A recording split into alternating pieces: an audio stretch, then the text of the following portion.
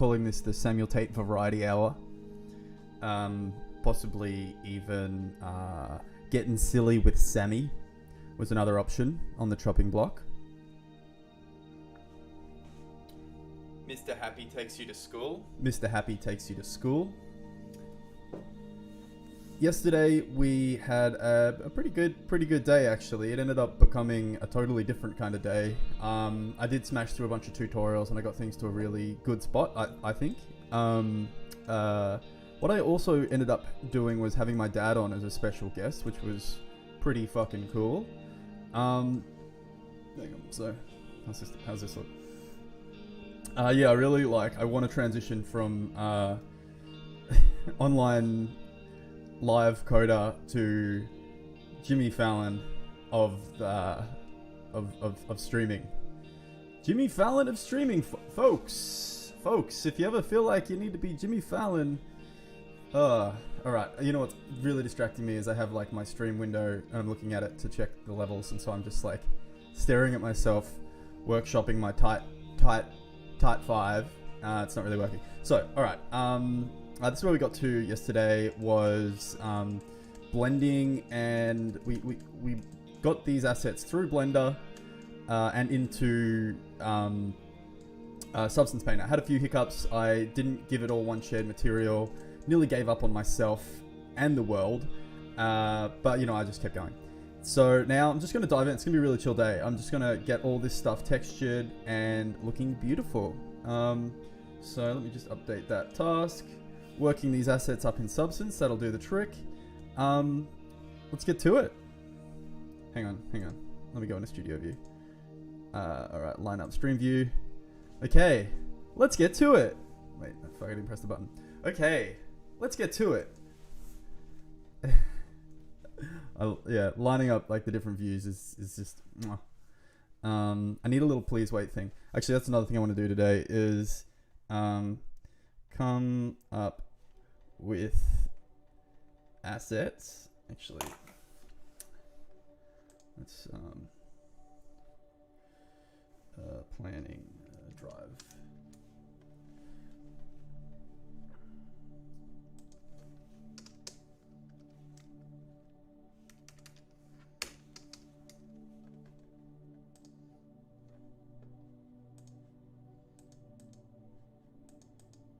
You know, it's okay. We know what we're going to do, so we don't need to write a plan. In that, I have a small plan written down already. Hope you guys have been enjoying this. I know, like, it's probably something people pop in and out of. I've got mixed feelings about it, to be honest. I think it's a cool idea. I think that it has, like, potential. For me, I really like talking about the work that I do. And I like exploring and experimenting, so it seems like a really cool way to kind of combine the two. Alright, so let's see if we can remember what Dirk taught us. Add a fill layer. So the fill layer gets applied to everything, so now everything's grey. Now we add a black mask, select polygons, and we apply it to that. So let's make this baby green. Alright, let's see if we can get this plant right. I will be a happy chap.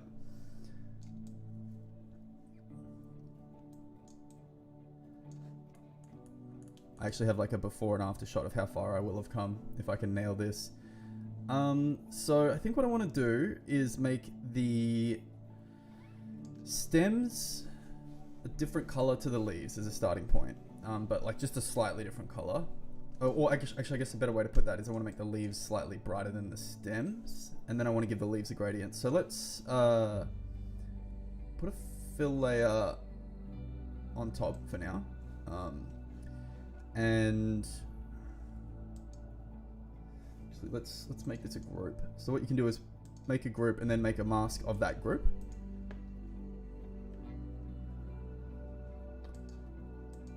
Now apply it to the group. No, add a black mask, and then paste that mask. So now this mask only applies to this stuff. Now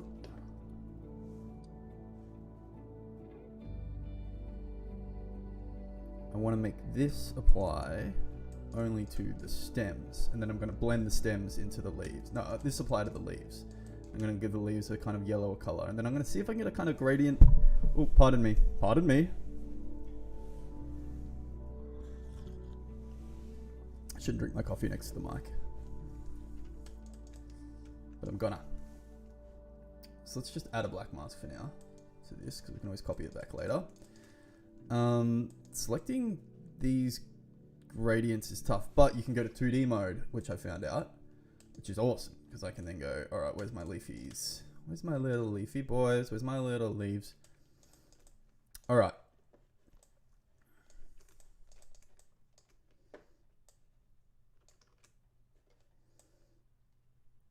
Oh yeah. Oh yeah. That feels good. That's the stuff.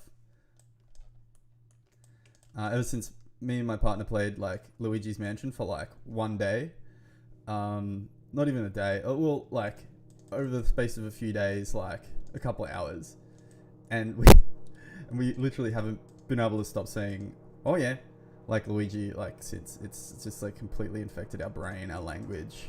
I don't know anything about the lore. I don't understand who Luigi is, what his motivations are, but I know he loves when it gets done. Oh yeah.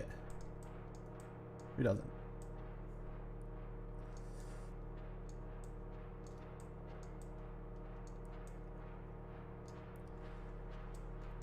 Samuel Tate Variety Hour with Samuel Tate. That's great.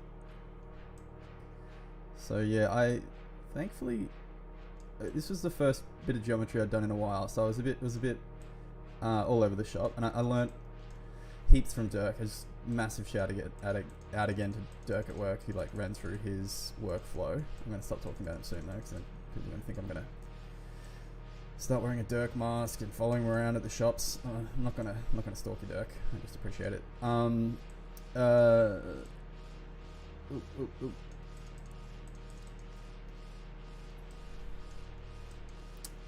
So what are we gonna do? I wonder if you can put like a sort of like XYZ gradient on things. Yeah, I bet you can. Like instead of a linear gradient, it's like a. Well, you can probably set the axis to the linear gradient, I'm guessing. Why not? Okay, it doesn't matter too much if these other bits get hit.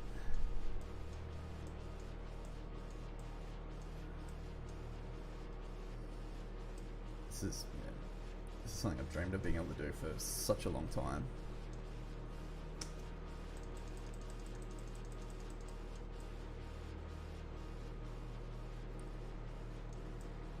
I just like I understand how polys work. I sort of got how UVs worked, but just the bridging the gap between like, all right, well, how do I control what a UV is? How do I edit it? How do I have influence over it? You know.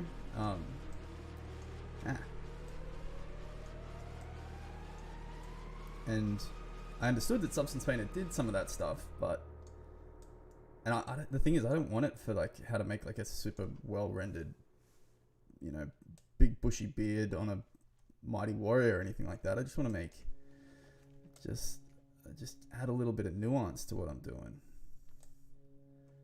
Hey, I just want to add a little bit of nuance, you know. Yeah, right, here we go.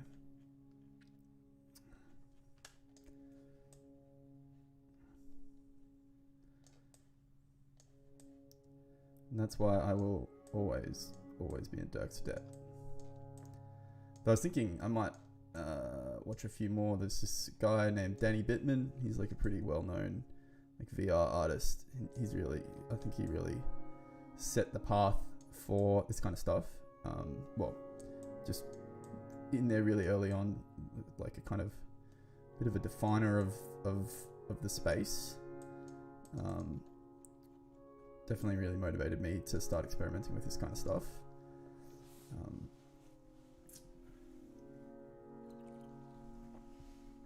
He's got a lot of he's got a lot, or some tutorials following these kind of workflows as well. I think the knowledge gap was just a bit too far for me, or I'm just too proud, and I was like, I don't need anyone's help. I'll guess the answers myself.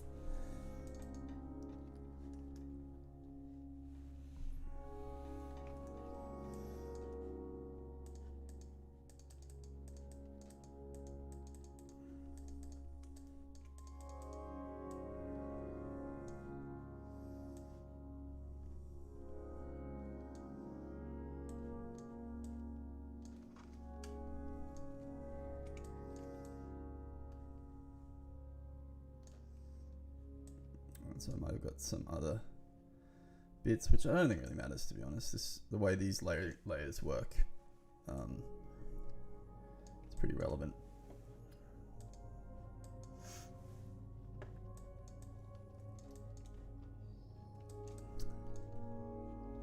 Feel free to ask questions in the chat. Happy to answer any. But for now, I think I'm just gonna ride the flow wave. So hit me up if you've got any questions.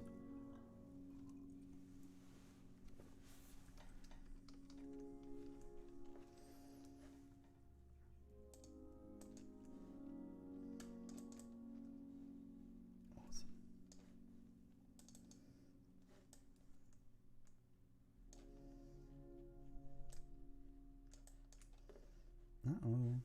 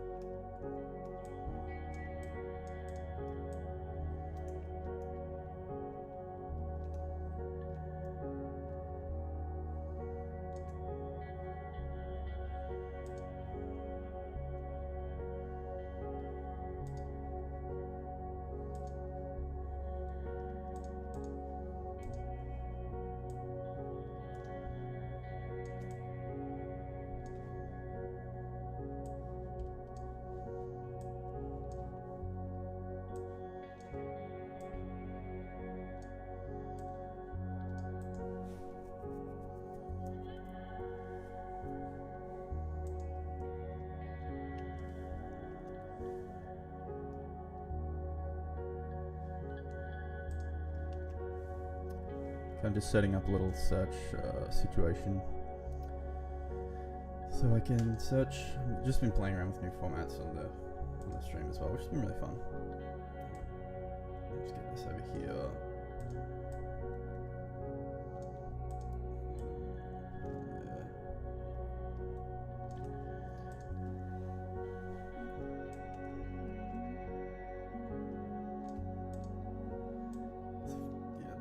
OBS has like this particular layout that like as in you can lay things out and things like that, but it's not like Photoshop or something where you can snap to grid really, or so it looks a bit like dog shit. That's one of my things I want to do today after I've done some good shit is actually make some like sound effects and stuff. I don't know.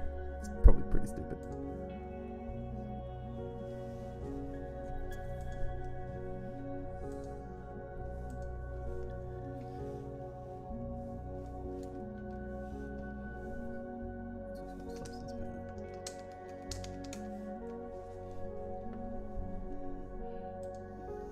Alright, linear gradients. Instead of creating gradient masks outside of Substance and importing them in, we're going to use Substance Painter's built-in generators to make those same gradients inside of Painter.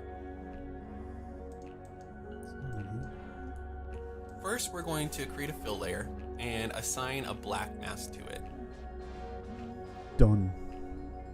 Add a generator to the stack and assign a 3D linear gradient. In the top right of your viewport, change your view mode to position. The 3D linear Gotcha, motherfucker. Oh, let's watch the gradient one allows minute us longer. to sample 2 points in space on this position map and create a gradient between them. We're going to use the 3D start position and 3D end position to sample those points. With those points selected, we can preview the gradient by alt-clicking on the mask layer. You can fine-tune that mask with balance and contrast, or invert it if you'd like. By using this generator, we can skip a lot of file management and import-export shenanigans by just using a built-in tool.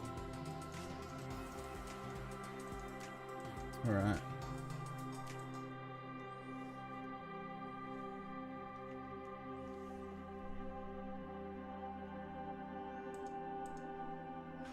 Searching for music for your next video?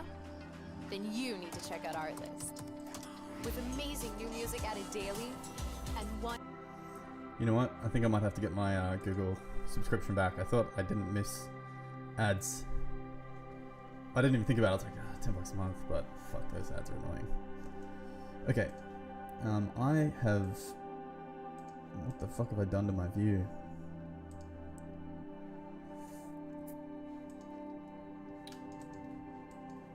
Everything's gone. What happened? Oh, fuck. The old chestnut, eh?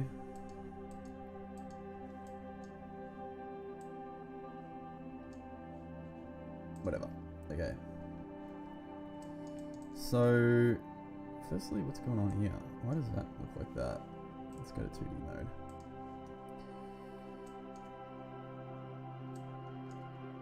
What'd you get brown for?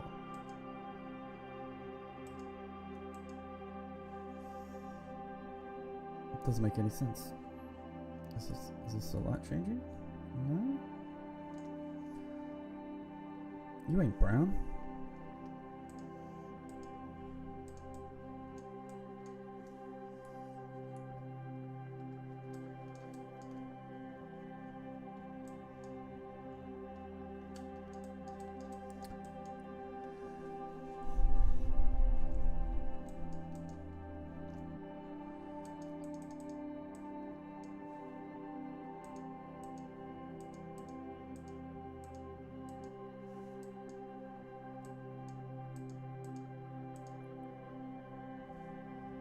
Huh. So if I turn you off, I'll go there. You go off. That's... No. What? What? Huh? Okay. That's weird. Don't know what's going on there. Alright. Let's just get you green, you green. Your green is a bean. Green as a bean. Green is a bean. Green is a bean. Alright.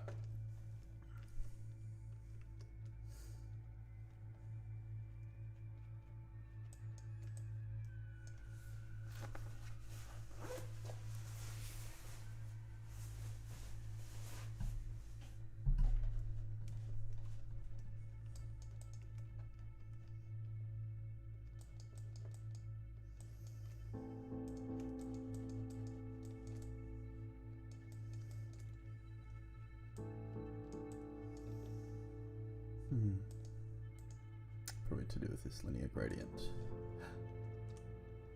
The heck, man? Oh yeah, because this doesn't have a color yet. Okay, so I think we can do the linear gradient. So it's position, so I'm guessing it's world position. Alright, the tab button was what destroyed the situation.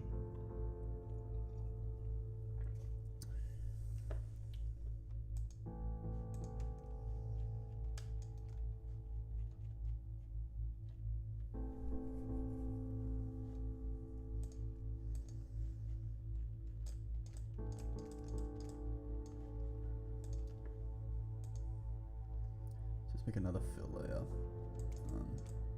That's the what does it do? And then let's give that a linear gradient generator, 3D linear gradient, and then we can go down to it. Show position. Show us the position, please. Oh.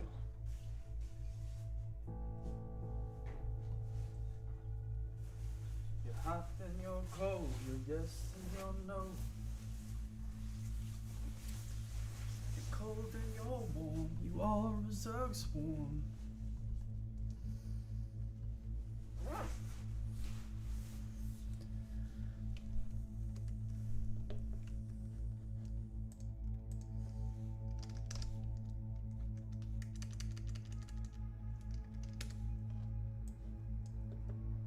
Looking for the best music for your video. YouTube, why do you gotta be this way?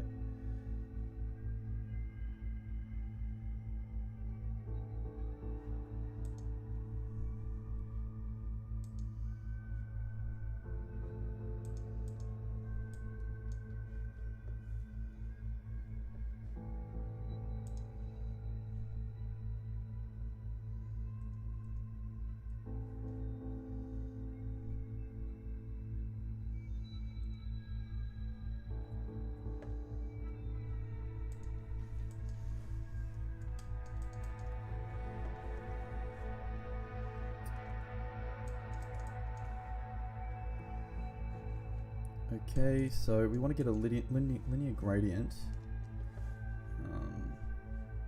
Did I lose? Alright. I gotta watch it again.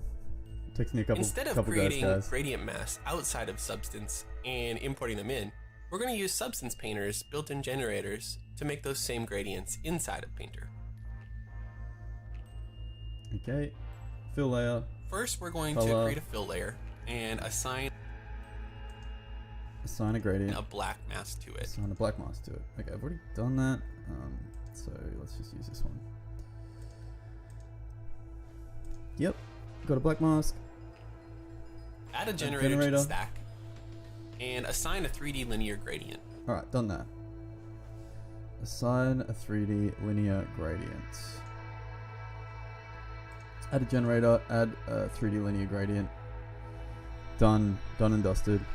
On the top right of Top your right. viewport, Material. change your Ah, view there mode. we go. To position. Oh.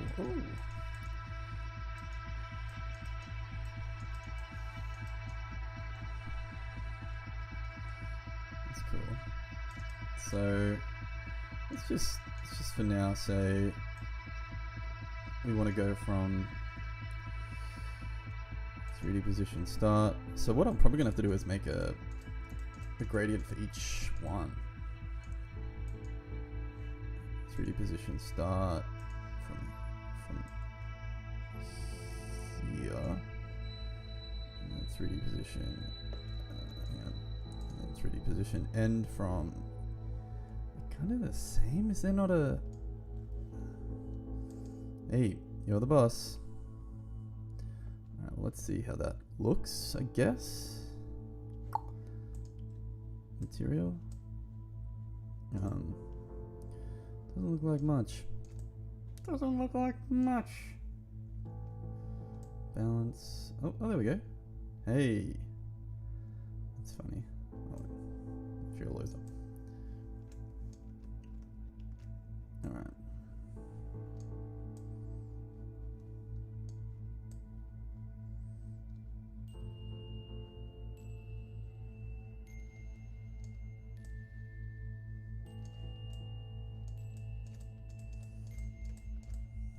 Cool if you could just draw the gradient lines like in Photoshop and such. Definitely looks more gradienty. Not really. Who am I kidding? I'm pretty much have to go leaf by leaf for this, so I don't know if I could be bothered. Is there an easier way to do this?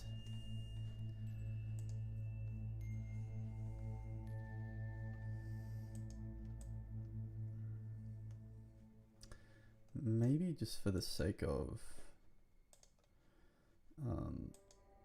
visibility, we'll just do a gradient on the leaves from along the, what is this, the Z at the x-axis. At least that'll be more visible, and you know, it'll actually give you the gradient here now that I think about it. Okay, cool. It's interesting thing to note is have gradientable things on a legible axis. Once again, maybe not that interesting to note. So what are we dealing with here? So is this just a gradient of some color and no color? Maybe I should make the color a bit more prominent, might help. Yeah, okay, cool.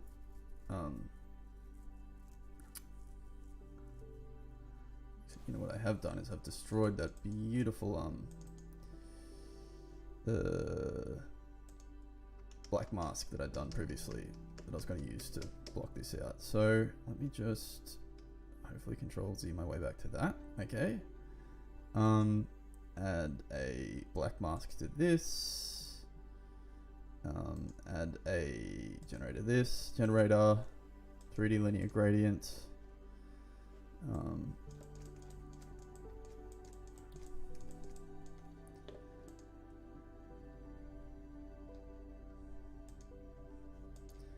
I reckon gradients are the way I'm going to get the most like sense of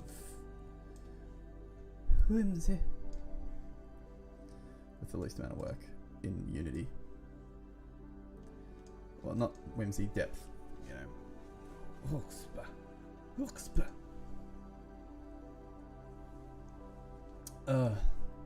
These bots keep commenting on my YouTube. It's really encouraging stuff. Honestly, I'll take it.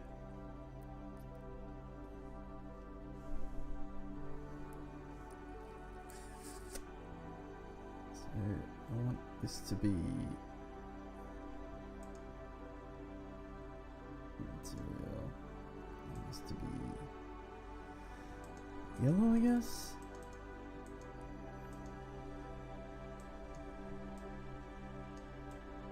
Not yellow, but like Grogan likes his ladies to pop. Green. Height, rough, metal, neuron.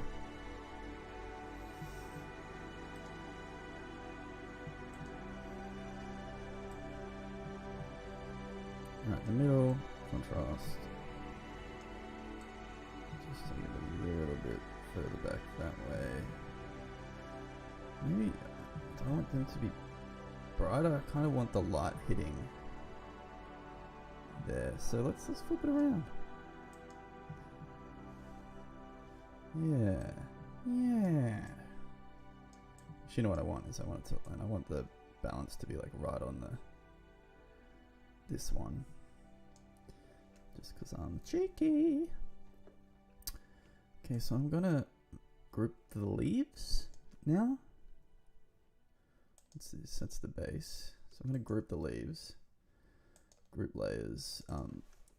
Leaf. What do you call the middle? The curtain of the leaf. Let's call it leaf. The fire police. Add black mask. So copy. Mask, add it to this. So black mask, yeah, like you can really quickly create masks so that layers only affect those masks. It's great.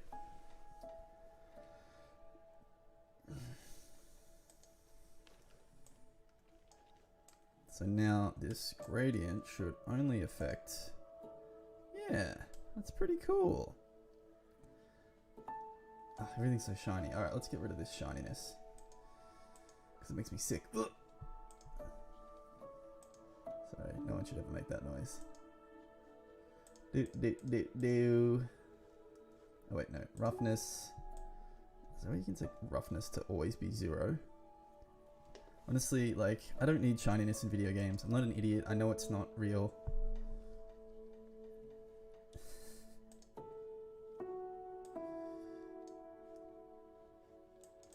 I'm not an idiot. Okay, so I think also for this I'm gonna have to add a little blah. Add an effect. Because this sharpness is like it's the texture resolution's failing there, and I don't. No one wants that. Oh, hang on.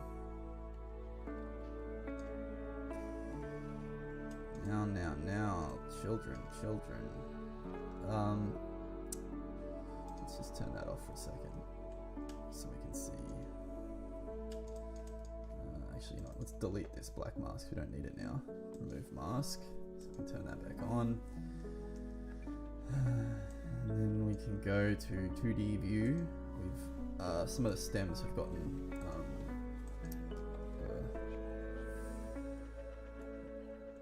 caught up in the. So this needs to be what? What does it need? No. That's what it is already. Okay, so you're alright. You look alright. You look alright. Ah, you cheeky devil. So you need to be revealed. The hole needs to be sliced through you. Alright, settle down.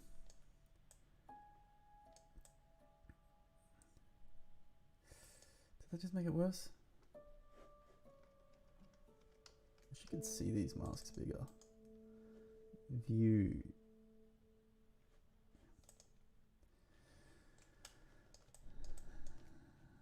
So you're good, definitely.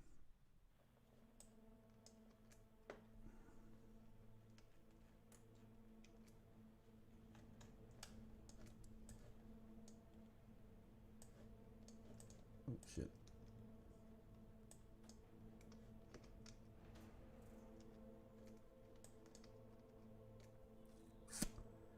So that's making the holes. Okay. The white is making the holes. That's good. The holes is what we want.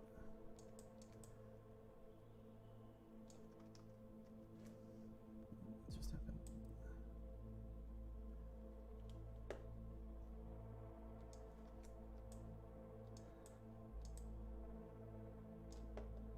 I get self-conscious, like, oh, this is, they won't want to watch this bit. This is a boring bit. And I'm like, wait a minute. This is all this is. You filthy pigs love it. What's going on here? I feel like I'm deleting it. It doesn't seem right. Or is the mask meant to be for the leaves? Hang on. Yeah, I think I've fucked it up. This is cool. This is how you learn. Yeah, I fucked it up.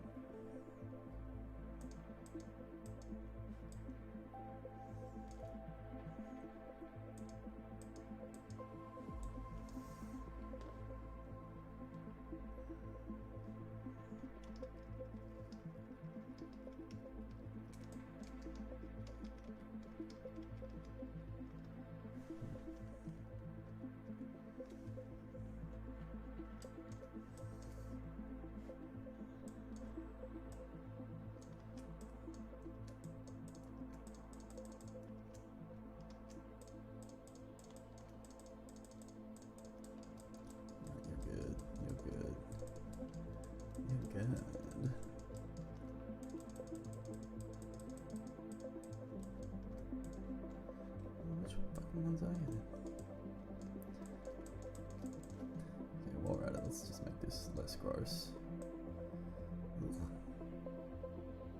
Wait, no. You. Fear of the dark. Fear of the dark.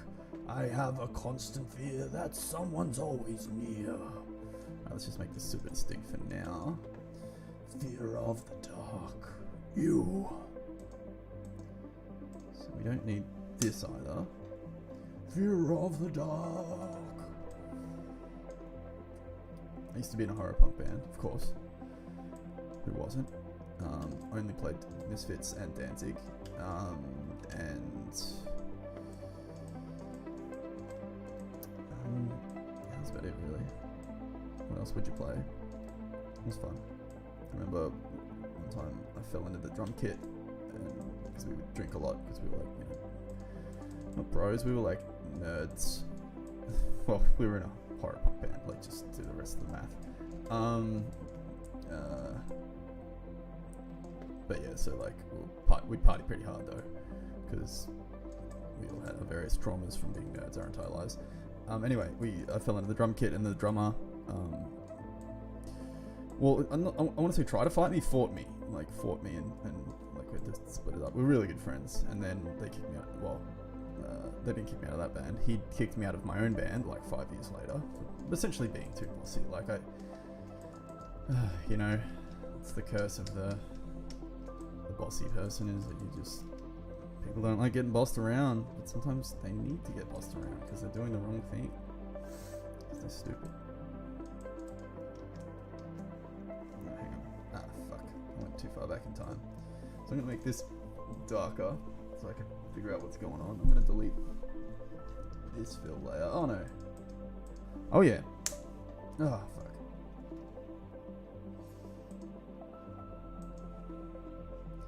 Make this as black as the Ace of Spades. What have I done? Why can't I zoom? Why can't I zoom?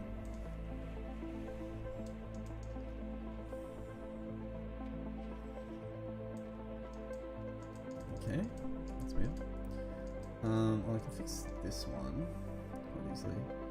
So what am I doing right now? Let's do a quick sanity check. I'm making the leaf and stem mask. The leaf and stem mask. Am I making it in color? Yes, I am.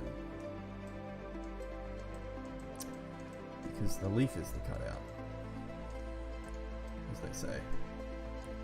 Over and over again until their gums are bloody.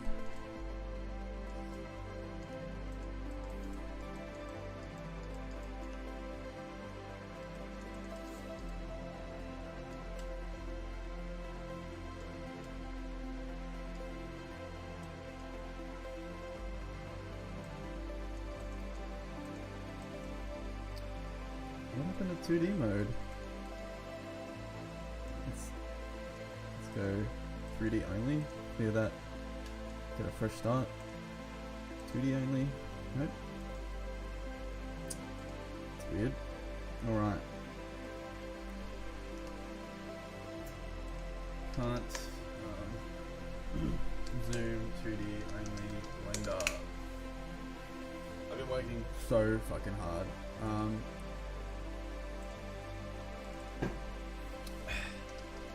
Like this is, well, my hobby is doing this kind of stuff.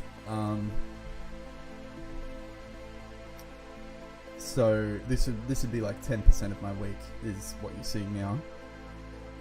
I've just been smashing it at work, just because, you know, we're in quarantine. And I'm like, there's never a better chance to just like get really good focus and really dive in. So I've just been punching it out. But look, I'm pretty worn out. This might be the last weekend where I go this hard with the personal stuff, and hopefully work dials down a little bit because I'm pretty worn out. But I'm committed to at least seeing this like sort of arc of the project through this way, like via public broadcasting. It is pretty fun, to be honest. It's just that, like, I'm not gonna lie, the input to output's pretty poor. Like this, I'm like. Though it is fun to experiment with this medium, I guess. Well, not I guess, it is really fun, but then it's like, well, what's the point of this, really? That was like the white middle class male equivalent of telling your friends you're quitting MSN.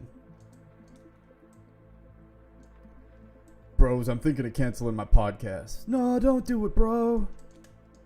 You got stuff to say that matters. It's just like, yeah, not really. I wanted to be a thought leader, but it turns out I became a thought bleater. Oh, there we go. That fixed it.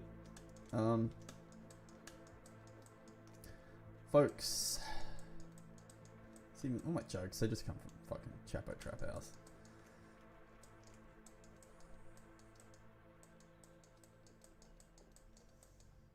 Where are the other leaves? Are we like missing a leaf underside? Or am I misunderstanding how these leaves work? Are some of these leaves two sets of leaves?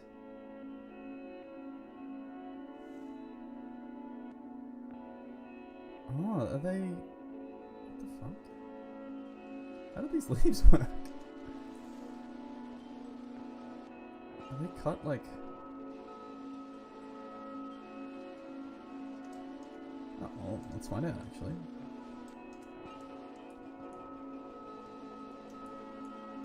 Fuck, you would have to get so good with like Blender Substance Unity as a combo to just like straight up switch like rotation modes and shit like that and hotkeys. I reckon I'll get there. I already have like that slot in my head of like fast, then I'll get good at like other parts of it just because I select all. What's going on here? What is this weird mode? What have I done? What have I done? Layout. Alright, here we go. This is a movie mode.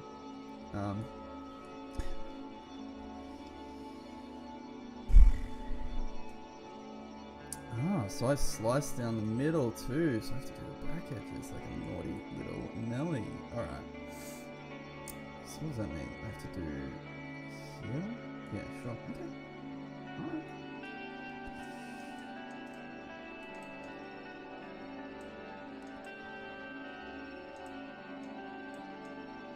This is gonna be sick.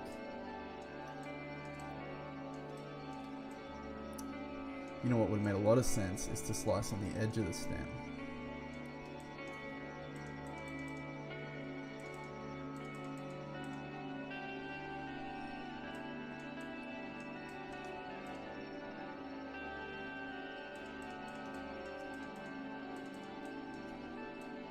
I'm counting this as my podcast. I started a podcast. Everyone goes through a podcast phase. Just bear with me. Sam uses his computer. Hey, welcome to the show. Up next, I'm going to be on my computer. You can watch if you want. The Sam uses his computer show. What's on Sam's desktop today? Guess what, guys? I'm gonna be making 3D models. Gonna make them dance around. You're gonna really like it. It's gonna take a while though. Just stick with me.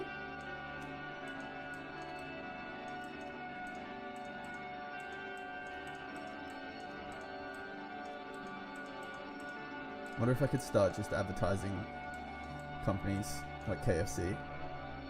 Well, actually, no, not KFC. Microsoft. Have you ever thought about buying a Microsoft? This podcast was brought to you on a Microsoft computer.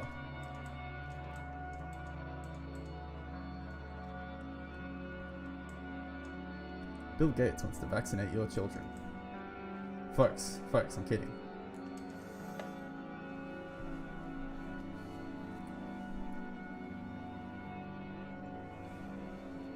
Folks. Alright. So now we can go back to 3D view, confident that our stems have been properly meshed. Look at that shit. Alright, now we can blend that shit. I just saw we got an extra viewer, and my heart is now just beating like a drum. That's why I've actually got the view count. I had the view count turned off because anytime anyone would come on, I'd like panic and start babbling, like now. But then a bunch of people came on, and I didn't realize, and they got mad at me for not answering the chat on Twitch. They did a Twitch raid, which is apparently a good thing. Alright, I'm going to add an effect now. Add an effect. So yeah, it's crazy. You can basically have all these layers of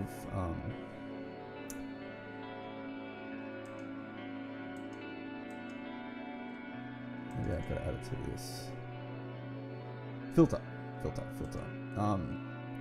They're kind of like Photoshop layers, you know what I mean? Look at that. Ugh, it's pretty grubby though. Well, you know, I gave it gross colors and it is gross. So let's maybe get this color.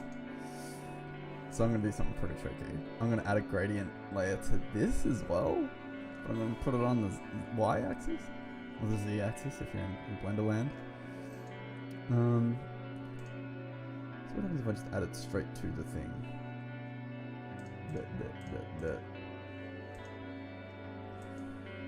Ew. Let's put one above it. So add a fill layer. So you know you can add as many layers as you want. They don't cost you money. Add a generator. The 3D linear gradient. So you can go to position, get the color. Just the way they use color and like white black values to encode data is just, it's mind blowing.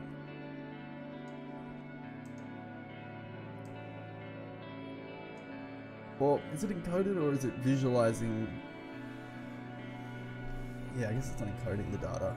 It's translating it to humans. Yeah, which is mind blowing. That itself is mind blowing. Okay, let's get that position set to material again. We should now have ourselves a nice little gradient. So where do we want to go? Ooh, baby. Baby, how was I supposed to know?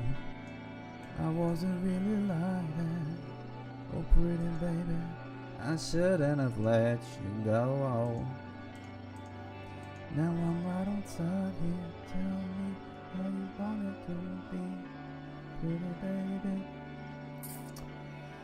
It's just a gradient from and to though. That's what I don't understand. I don't get it. How do they do it up here?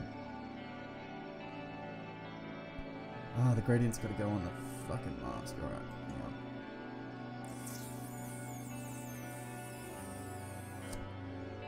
Copy content.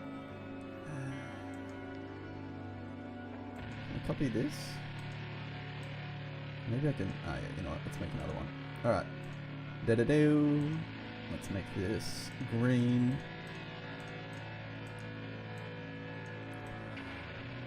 This is as exciting as professional gaming, I think.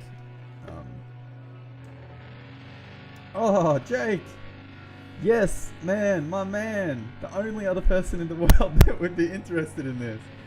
Gravity Sketch is so good, man. Sorry, I have my chat off because it's depressing, because it's like 0 people, or if one person comes in and I panic and I'm like, ah!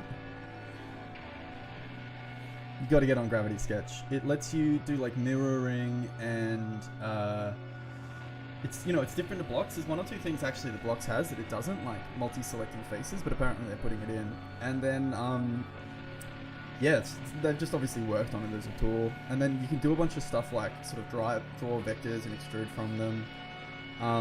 Yeah, I just did this whole stream from Dirk at work. Anyway, you messaged me 20 minutes ago, so I'm only just realizing that now, because the chat kind of freaks me out, so I just don't have it on.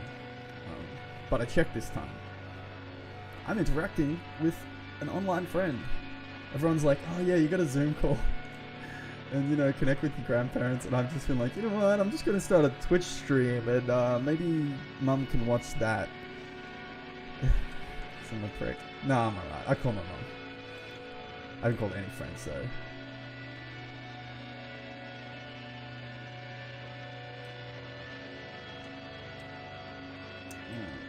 Oh, well, you know what? Fuck, I can just do it again.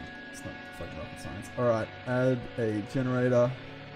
Yeah, Jake, you got to get back on the train, man. I've seen your posts have died off. This is now a love letter to Jake, who is a fellow explorer of 3D art. Okay, 3D linear. I'm so excited. It's a real person. All these bots have been talking on my YouTube channel, and I was like, thought they were real people. And then I looked at them, they were just like, buy likes. They're like, hey, keep it up, we should collab. Hey, keep it up, we should collab. And I was like, man, you keep asking me, alright. Sure, I'll do my best. Like, let's message me back. And then I looked at their channels and I was like, oh, I'm an idiot. But you know, it's fine. It's okay to be an idiot. As long as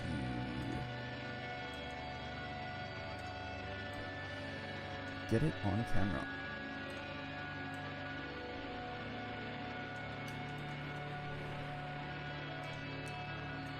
Can I get a shout out from my homies in the chat about if you started a Jackass-esque series with your friends with your dad's old VHS camera?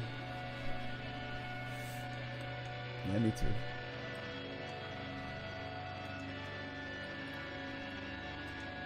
Okay, so now the gradient is acting as the black mask for a color layer, which makes it better. Oh yeah, look at that gradient. Oh yeah. Oh yeah. Oh yeah. It's fucking sick. And now we want this to be a less hoochie color. Oh man.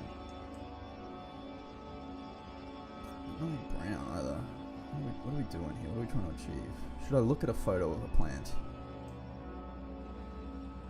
Hey, Jake, my man! Look at me! I'm chatting. I'm interacting. It's all good, man. I haven't touched 3D modeling in years, essentially. I have been working my development. Just a little bit every day, you know? A little bit every day. That's my motto. But yeah, I've just been diving back in. I've been meaning to for ages. I've been looking at all the stuff that like Dirk and Danny, my on first name basis with. Not really. When I talk about people like that I know on Twitter, like I follow their work, and like, yeah, well, you know, this guy I know on Twitter. I'm like, my friend from Twitter. I'm like, actually, he's not my friend. I don't never met him or talked to him.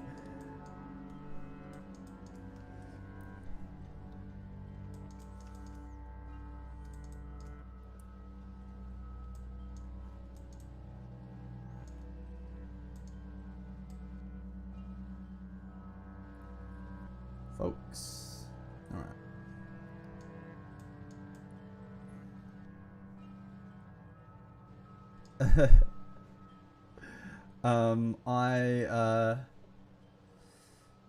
Are you on YouTube?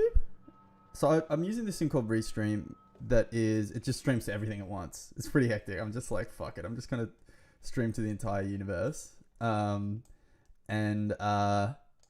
was just gonna see like if one does better than the other. Like Periscope seems to be where people like, I don't know. I actually genuinely think Twitch is the best one. But no one, you know, it seems like a real journey to get people to watch it. And I'm not actually that this is more of like an offshoot of what I'm doing, than like something that's, I'm super motivated to make it work, you know? So I don't want to like go through all the like Twitch marketing sort of thing. Alright, what do you reckon about that? I've got like a kind of a darker stem. You've got to get around Substance Painter, man. It's like all that like, how do I do this kind of, how do I tap into the object's properties? It's like it's all baked into Substance Painter once you've like figured it out, pretty much.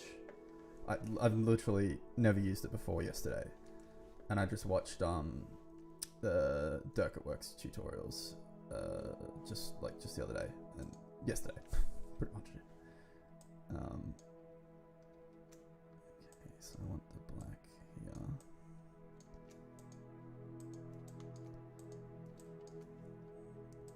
Like I want to keep that same like low poly art style, just like a bit of like you know, hooks, but yeah, it's live on everything. I just like fuck it.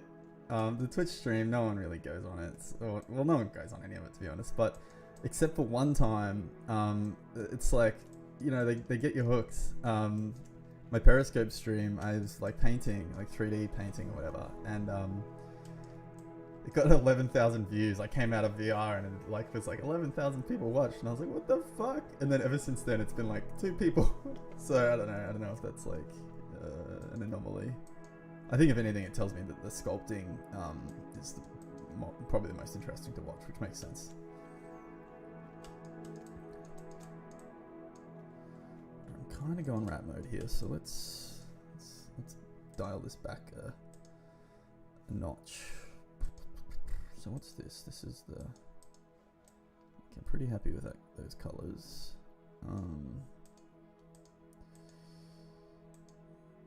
So I'm not really happy with that color. That's a bit too. How do we feel about this gradient? I kind of want that like juicy, you know, that like light hitting the greenery kind of feeling, and then maybe this is less dark as well and more light hitting the greenery, but in a different way. Okay, and then I think over the top of that, I want some sort of like.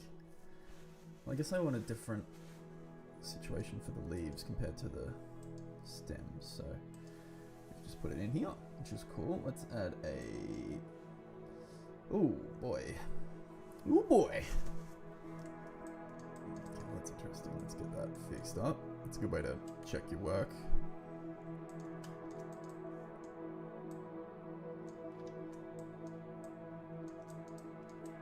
For any inconsistencies. Can't believe there's a real person on the stream. This is cool. How you been, man? What have you been working on?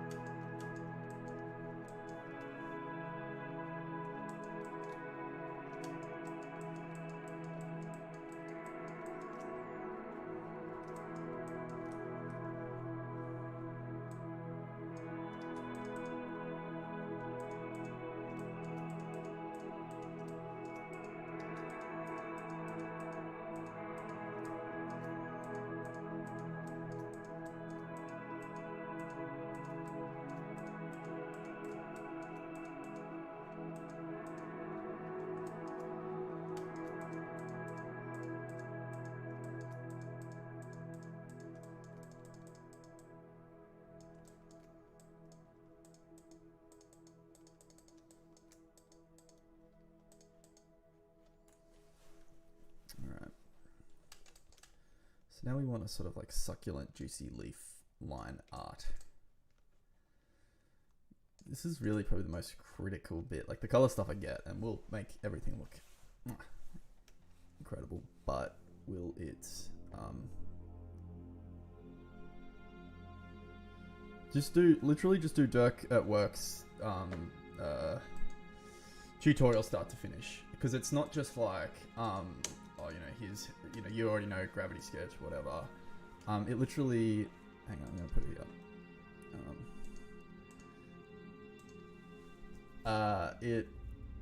Am I allowed to post links? Oh, I guess so. You get to see, like, obviously all those 3D artists, like, that, I think a few of them have come from like a 3D art background and then have like got around the tools and things like that. But you get to see someone like Dirk, how they think about like the 3D scene composition from start to finish.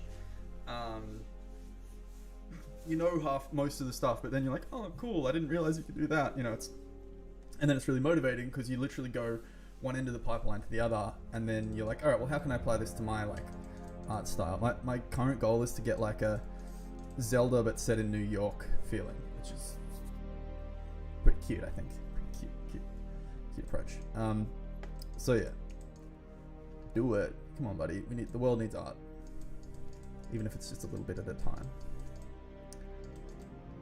Spare some art, sir. Alright, how am I going to get this fucking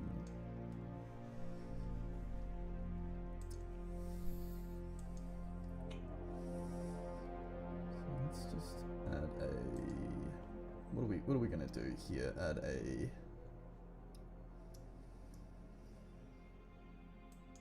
black mask, and then let's make this another green,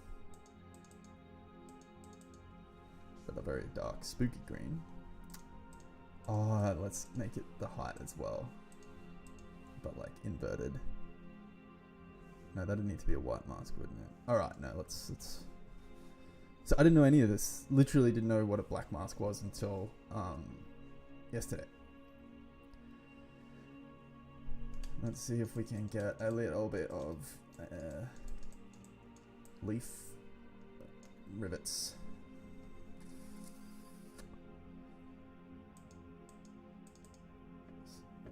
Color dark green. I like the darkest of green. The darkest of green. Practically black.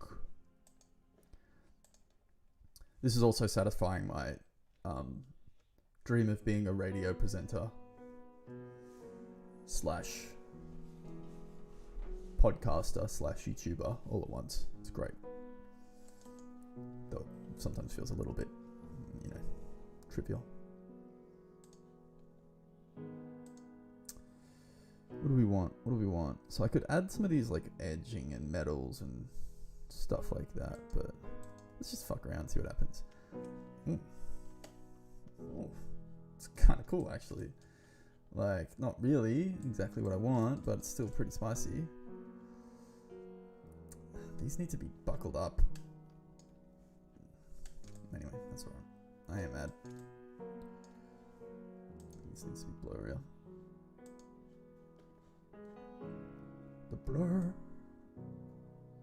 Yeah, something like that. I think we might need to add another gradient on top to make these stems darker again. Oh, I could do this forever. This is so cool. Actually, it looks kind of cool. Maybe if it was just like a little bit. What can we do here?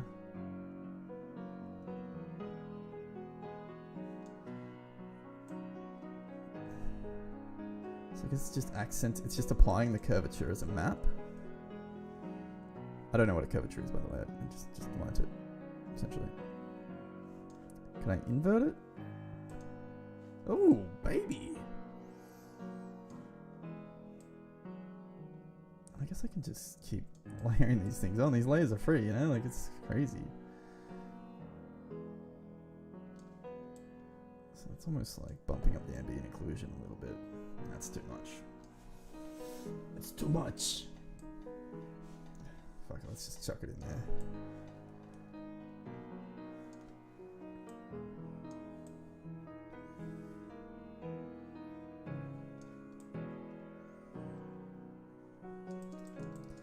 Looks so beautiful.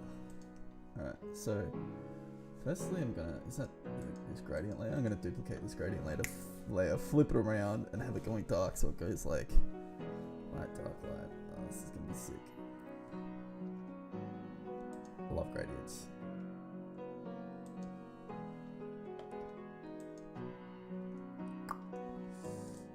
Okay, but you're gonna be so dark.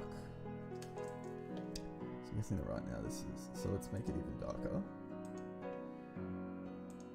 Ooh, ooh, ooh, ooh. Alright. But then let's jack this, up. So the balance is, it's a bit higher, so it's just really coming down from the top there. Oh yeah. Oh yeah.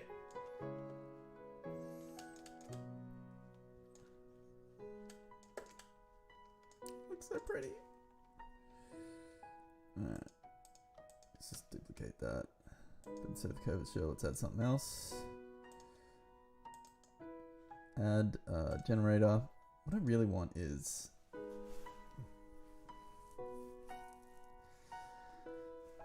stipples? Is stipples the word?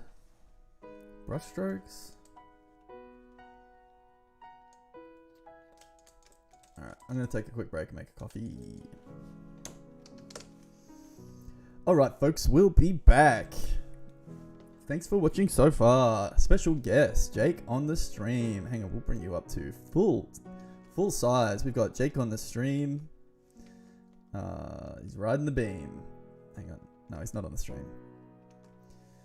Okay, folks. We're going to have Jake taking over as MC.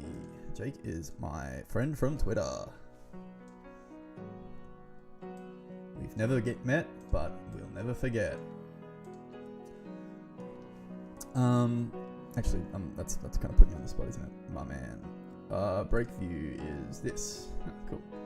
That was easy. Yeah, I'm gonna go make a cup of coffee and share a hype tweet and keep going. I'm fucking rocking it. This is great. This is cool. I had someone talk to me on my stream. This is real. This is real shit. Deal with it.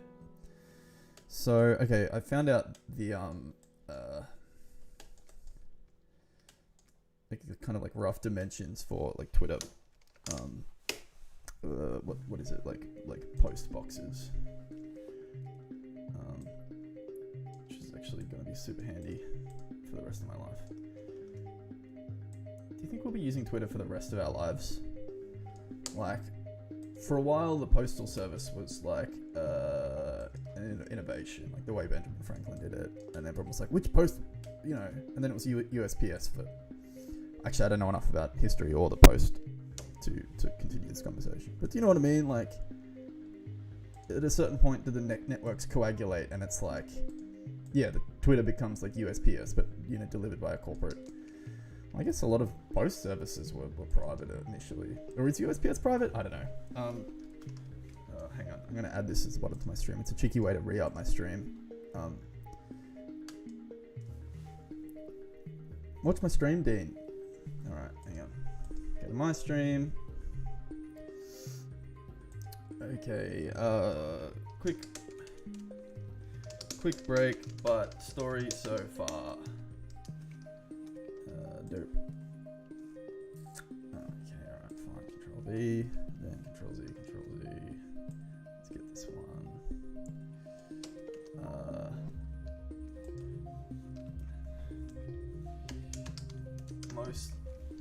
Mostly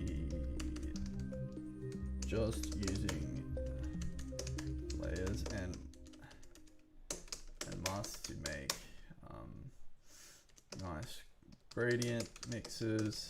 Going to try and tackle detail next.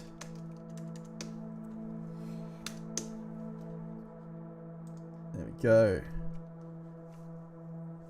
And with that, it's official. I am on. You know what? I want the old cup of coffee break thing. That's fine. I'll just use this.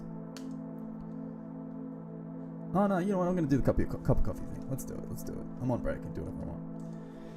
Cup of coffee.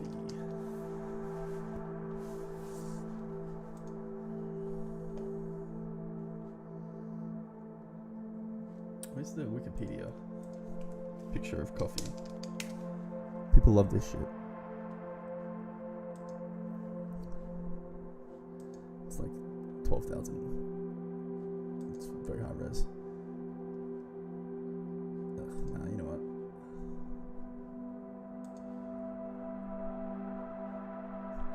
What did you do on break? Oh, you know, looked for high res pictures of coffee. Something that really says Sam is drinking coffee.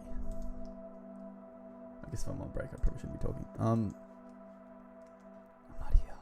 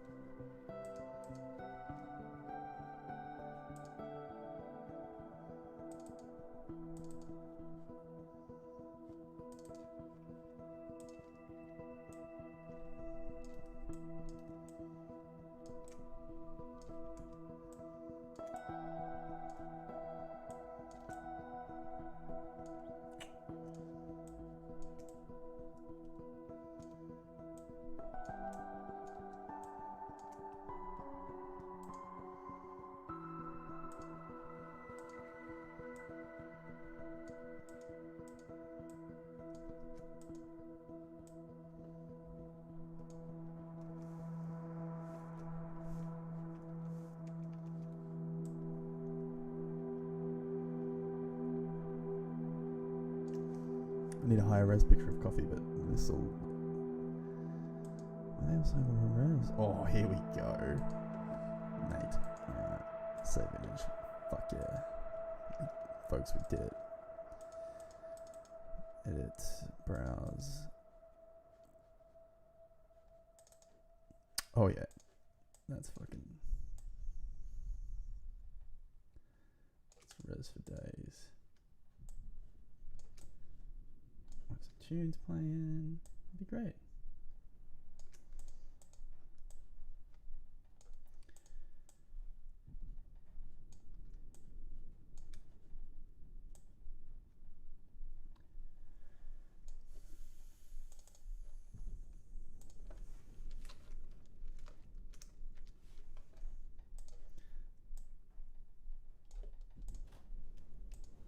Oh yeah.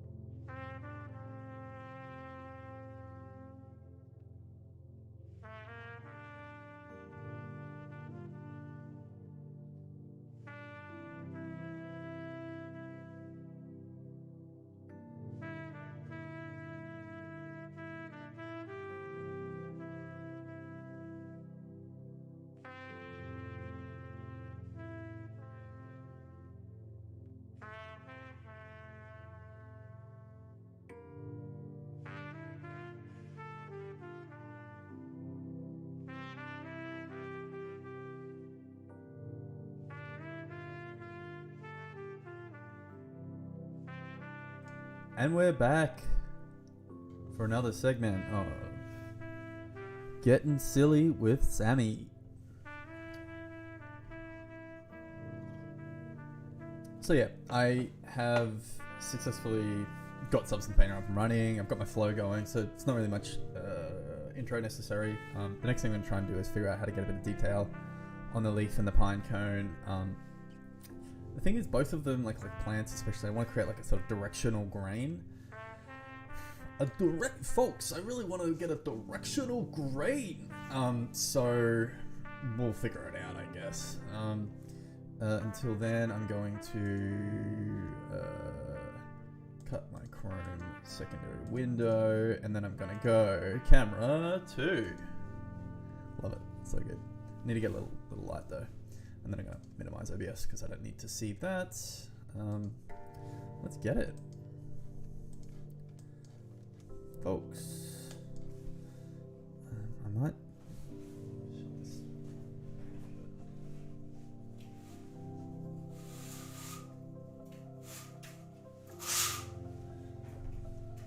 I need to be in darkness.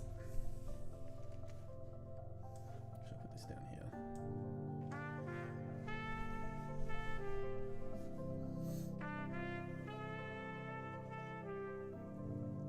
Folks.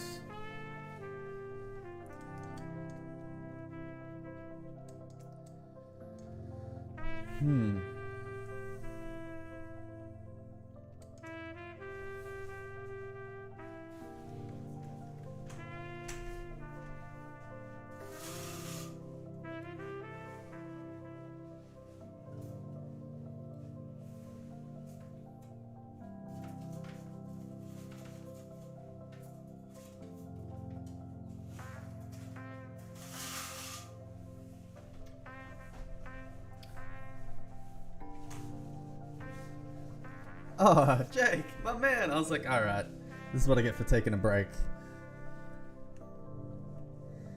Yeah, YouTube. Yeah, it's pretty, like, it's like, I was always like, oh, what platform? And then my partner was just like, just fucking stream everywhere. Who gives a shit? Alright,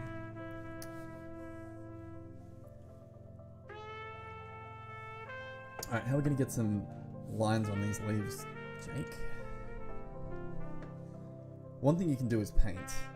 But I want to see how much stuff I can do procedurally before I do that, because I guess I'm just interested in it. I'm just trying to find an angle where I don't get too much glare on my screen. Alright, there we go. Yeah, I don't know about Periscope.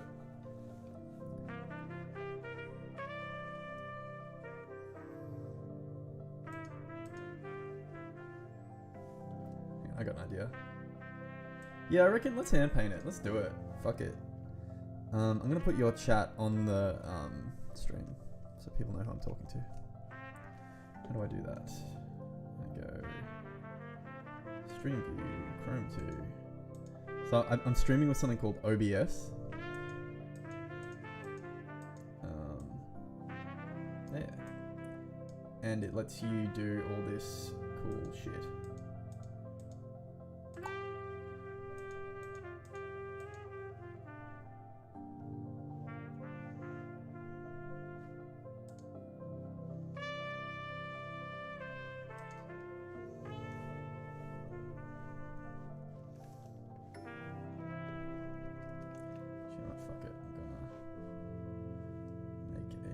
So I'm just going to make a window Chrome 3. I should just call it JacoVision. Okay. So Chrome 2 is off. No, Chrome 3 is on. JacoVision. No, we don't need that much. That's about how much of it I've got. And then let's bring it down to about that big. Alright, everybody, special guest. I just added to the wrong one. Fuck. Alright, hang on. Chrome 2. Add. Window, add Chrome 3. Okay.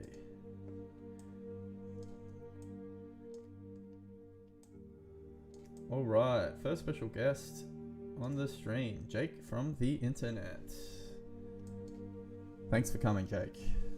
Now, Jake suggested we hand paint. Let's do it. So what I can do is I can hand paint a mask.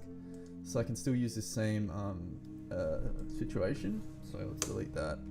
Generator. What did that generator do? Before I hand paint, I'm going to poke around on the generators a little bit more. But the hand painting... but you don't hand paint the color, you just hand paint masks, essentially, on top of color fill layers. Because then you can change the colors later, which is really cool. And very handy.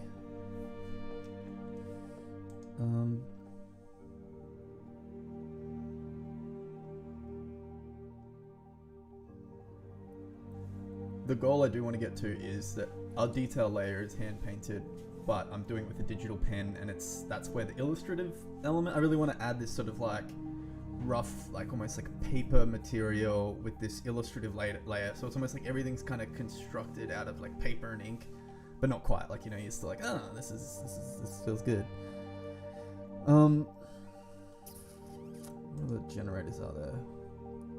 So one thing we can do is add a fill layer and then add a texture. How do we add a texture?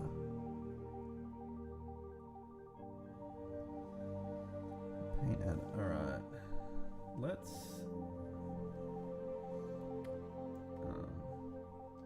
go to. Let's go on here. May look like this.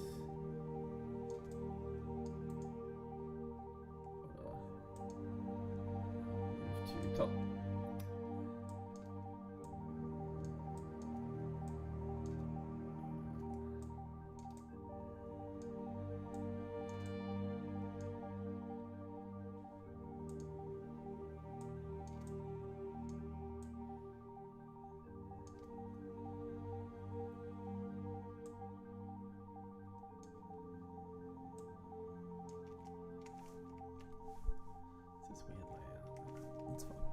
Sorry, I'm just getting my streaming window right again.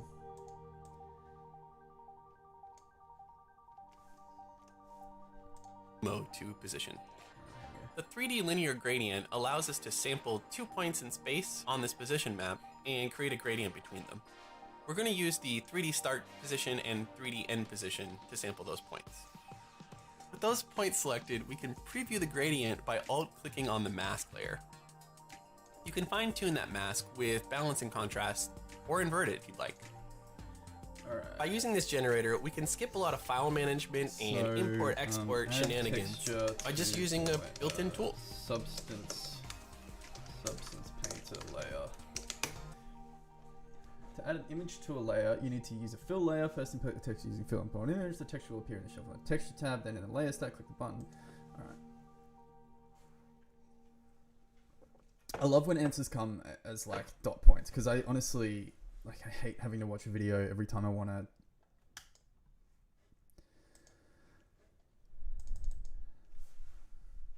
click on the button that looks like a paint. It's the fill layer. You can then drag and drop textures from the shelf onto the channel slots in the materials section of the tool properties. The channel slots are actually buttons, so you can press the slot and it'll give you a pop-up where you can select the texture as well. Okay, that's what we're looking for.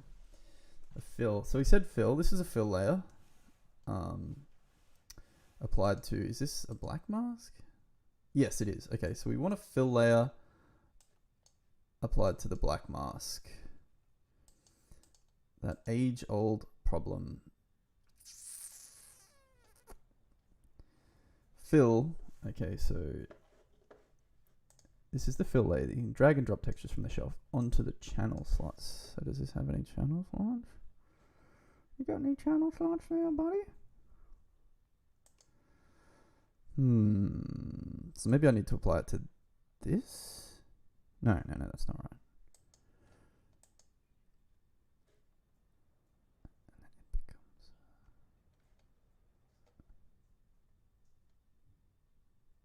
Well, it's just like an albedo, right?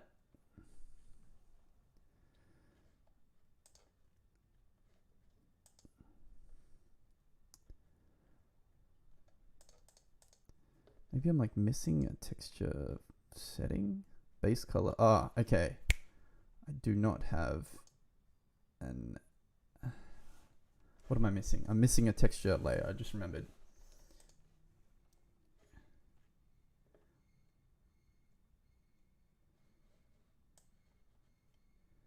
How do I... I've made you too big. Oh, here we go. I've got two versions.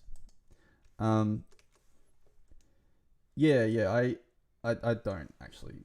I sort of get it. So yeah, like you can like paint basically the alpha layers and use them as masks. So I can like get a texture or paint like a mask to a color basically, and then that way I can like shift the colors back and forth. I want to save the hand painted illustrative stuff for a very specific thing. Yeah, I got it.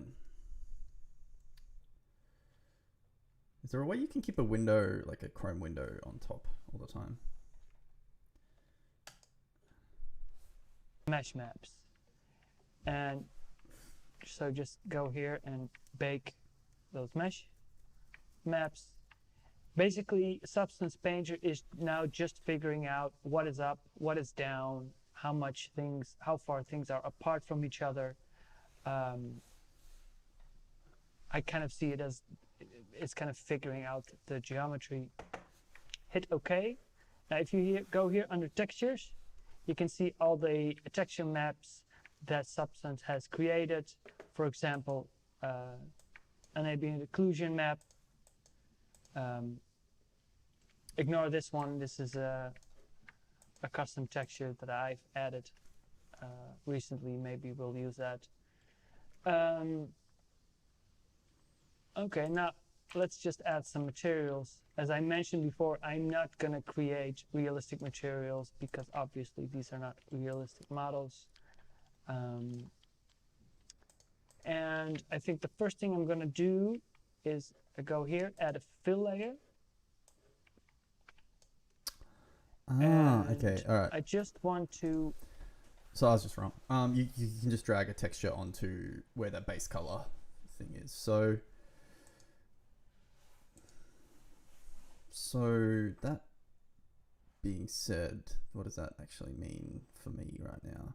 One thing that means is I can add the ambient occlusion again, which is cool. But I'll do that in a minute. Actually, let's what I usually do for this kind of style, kind of add a little extra ambient occlusion. Wait on me, Durkee. I add that fill layer and I just leave color open, and I take that ambient occlusion texture that has been generated and put it in the base color. And now I can see that ambient occlusion map in full effect. Now I don't want to use it this strongly. What I want to do is I want to set, here you have blending modes, which work like blending modes in Photoshop. So this blending mode I want to set to multiply, and multiply just means that what is white becomes transparent and what is black doesn't. Then you go underneath and you add another fill layer, and let's just add a color. All right, we'll do it. Except I'd maybe be on that for now. Oh, maybe let's maybe dial that down a little bit as well. Okay, cool. So back to these leaves. At the moment we've got in the leaf, this is coconut. So that curvature is pretty cool. I like that. So now let's delete that. So is this a black mask? Add a fill to the black mask, grayscale, and then let's pick a texture. Okay. So yeah, so you can take these textures and then that then becomes a it's pretty funny. That then becomes a mask for the color underneath, like associated on that layer, I guess is the way to think of it. So I can, there we go. So that's a good example of, then you get this textured effect, obviously, which is pretty cool. So you can have that repeat and just it goes a bit further. Cool. All right, I'm glad I remembered how to do that. So something like that, I was to say tile it, where's the tiling? Did that work? Grayscale, UV transforms. Oh, that's cool. So you can like rotate it around and shit like that. So we could get a certain amount of detail. Oh yeah, the old tiger stripe leaf. There we go. Now we're cooking. Except these UVs are all pretty whack. So I think that you'd pretty much need to do one for each one, which I don't feel like doing. Couldn't be bothered. So let's just make it a bit more abstract, I reckon.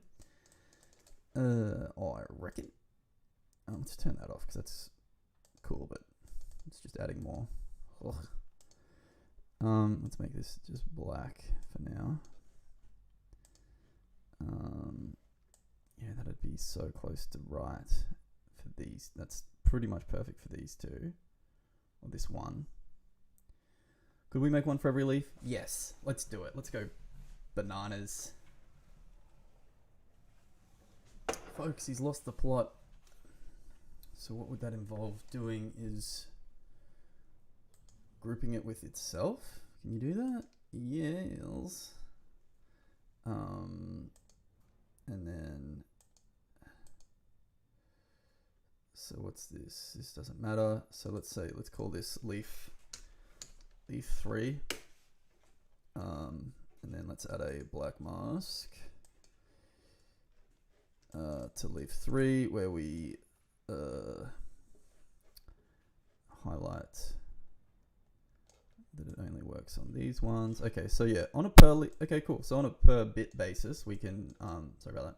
We can then set the angle of an effect, and I can just duplicate that for each leaf and change the black mask. This is very cool.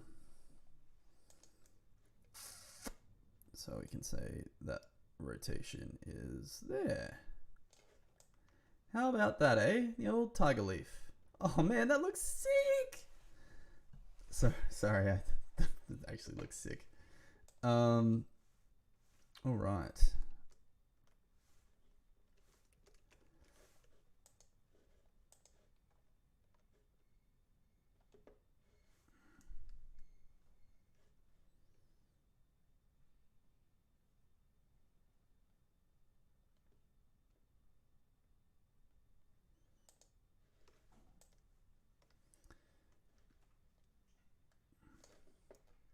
Let's add that curvature back. Nah, it's yuck. Let's see what other creases. Soft, okay. Anisotropic noise. Fuck yeah. Fuck yeah, because that's one thing. Yeah, I just want directionality. To control directionality. So what looks better? That. Or that, but then if I make the scale smaller, yeah, it's not a bed sheet. All right. Anisotropic radial, directional noise. It's maybe not quite random enough. I mean, it's too random. Oh yeah, no, okay, that's it. Because I don't want it to look too like, oh, this is a detail. You know, it's more like I'm adding cross-hatching. As soon as you hit that uncanny valley of like, oh yeah, this is trying to look like the creases in a leaf, people are going to be like, that doesn't look like no leaf. Sick. Folks, we've done it. Oh man, my creative director is going to be like, you're the best, man. And be like, hey, don't worry about it. Dirk, you've made a monster. Okay, duplicate layer. Ooh, the old double black mask. Alright, so let's give this the old cheeky D-black mask.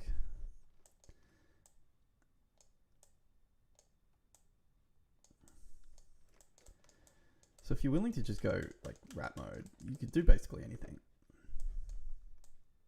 Except win a presidential election.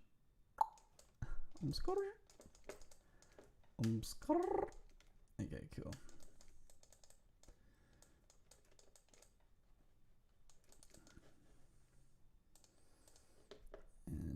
this goes like this.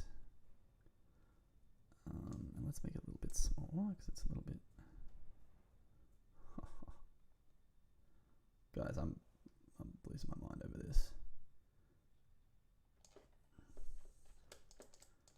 Because that look like that's how I shade. I shade in really sharp, dark lines. Anyway, wrap mode activated right here. And I might use the curvature on top of this to act as a little masky-wasky. So what's that? Leaf 4. So let's put this in order. Leaf 4, leaf 3, Control C, leaf 2. Not yet, but it will be. Not yet, but it will be. How does that look in there? Pretty good, except for that one weird thing.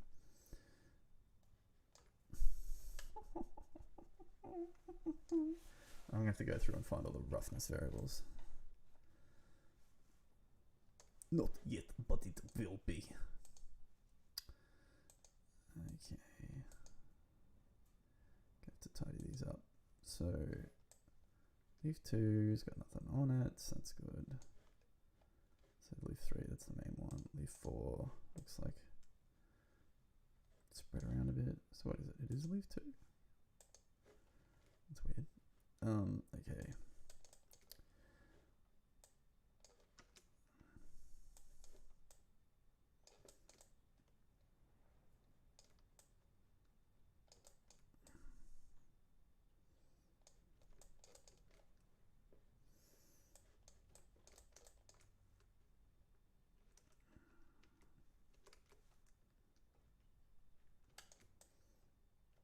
Yeah, so I do a lot of sketching. Well, actually, I don't want to do that. Like, create that. In my life, enjoy sketching a lot. I'm not sketching a lot at the moment, and it's very frustrating me actually. But yeah, I really like this illustrative. Like, I've got this output that I connect to. Yeah, I'll show you actually. Like, I'm not the best sketcher. I'm not the best sketcher, but like, here's my, hang on, let me just turn off this thing here. How do I turn that off? It's sort of like, oh wait, hang on, you can't see. There we go. It's sort of like this, it's pretty wobbly and rough, and I really connect with depth and, hang on, I'll leave that up for a second. Sort of wobbly and rough, and I kind of connect with depth and shape and the way I kind of emotionally connect with like the process of hatching and stuff like that. And so if I can sort of tap into that, I feel like I can be more connected with the work I'm doing. I just want it to look like if I could turn my sketching into an image, into a 3D object. I guess because then I could be more intentional in planning. So instead of learning to draw better, I'm just going to learn to make my 3D art look like my sketches. All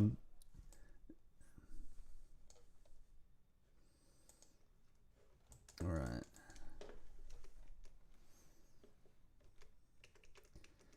I really recommend this book called Sketchbook for the Artist. I worked my way through it while I was like, I just didn't have much on, so now's a really good time, I guess. And it just really connected me with the art of sketching itself, not for anything. So it's like all about life sketching, and it's about drawing generally. But yeah, I like. Maybe we can make this a bit less opaque though. Yeah, I really recommend it. Had a big impact.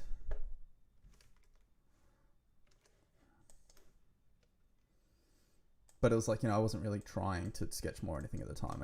So it's just one of those funny things that just stuck,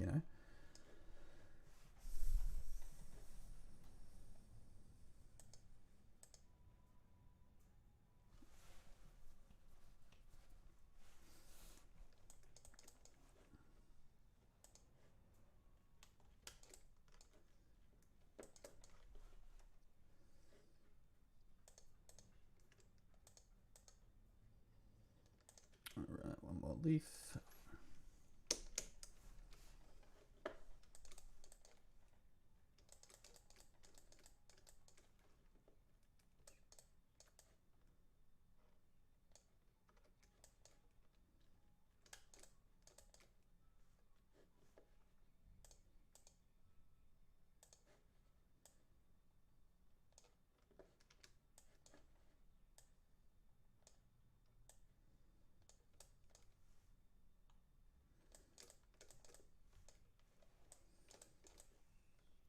I think it's like if you try and like imagine the work needed to like go to that level that you see online, like it's just like insurmountable.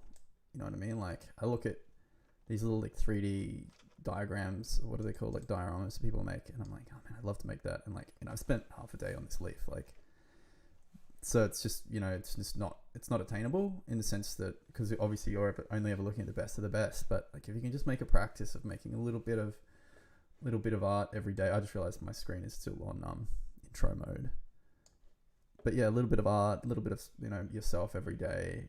It's very soothing. And then it's years later and you're like, oh wow, I actually come further than, you know, I'm still not who I wish I was or where I wish I was, because often that goalpost changes as well. But, you know, I did a little bit every day. Hang on, I've got a stream view. All right, and we're back.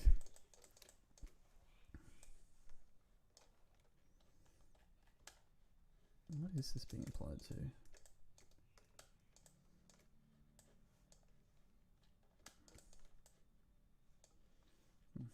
Weird.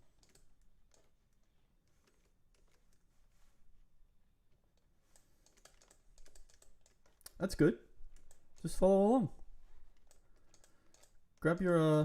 Grab something out. If you've probably got some geometry, bust out Substance Painter. Let's do it together. Come on. Best time to start is now.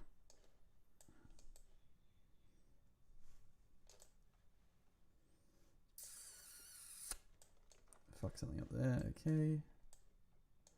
Ah, here we go. Whoops. Actually, maybe I shouldn't say that because then I'll might have a viewer. Nah, you're more than a viewer, buddy. You're Jake. I can't believe I'm talking to you in real life. Sort of.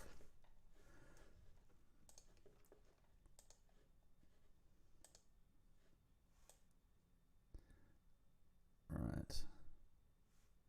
I'm feeling it. So I like these layers, but I reckon they all need to be lower opacity.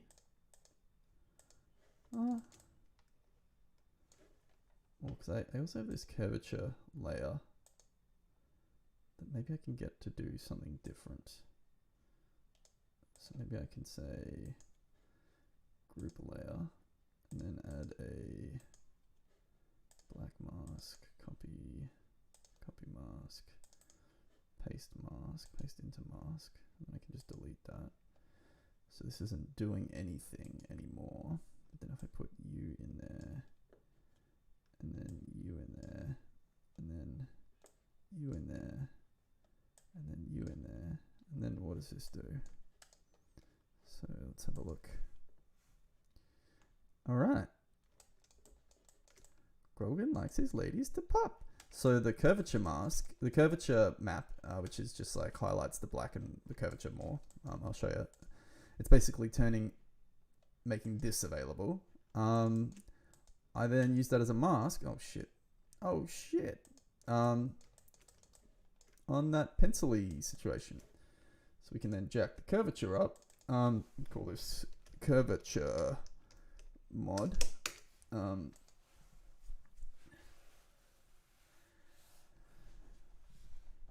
Yeah, cool. Yeah, fuck, let's do it, man. I'll make some mistakes for you.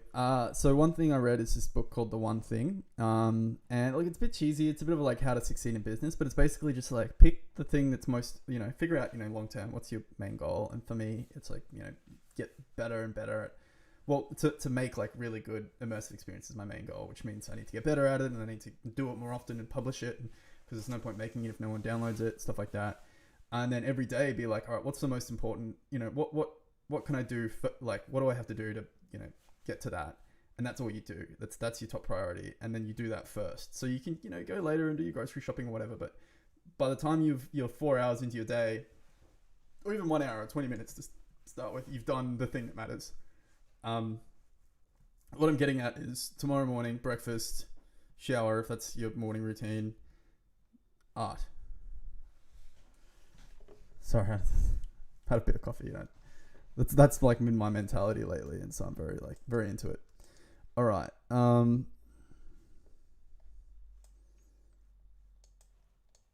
Sick. Alright, I think that's pretty good. That looks better than I had hoped, really. This looks maybe a bit grubby. How can I make these a bit smoother? Oh, you know what? Fuck it. Looks good. Let's move over. Let's move back to the pine cone. Let's plant body.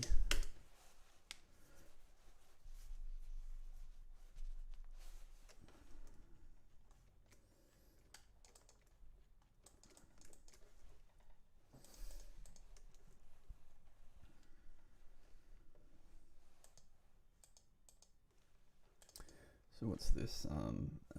Pine tip.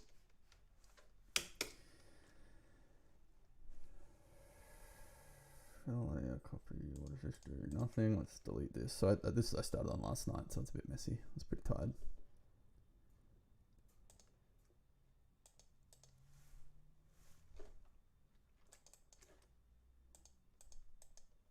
One person who's actually like been really inspiring, even though he's like a psycho in a sense, is the Dilma. Like he's just like every day he's grinding it out like around another job, and I'm just like, fuck man. Every time I get off the wagon, I'm just like, Dilma, you fucking, you're a superhuman.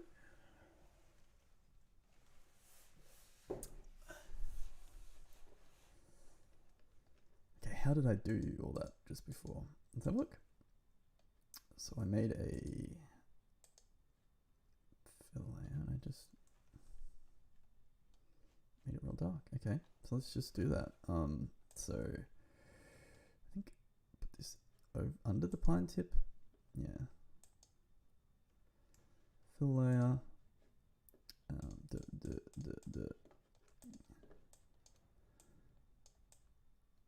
Real dark. As dark as it gets, really. And then add a fill layer on top. No, add a black mask. Add a black mask.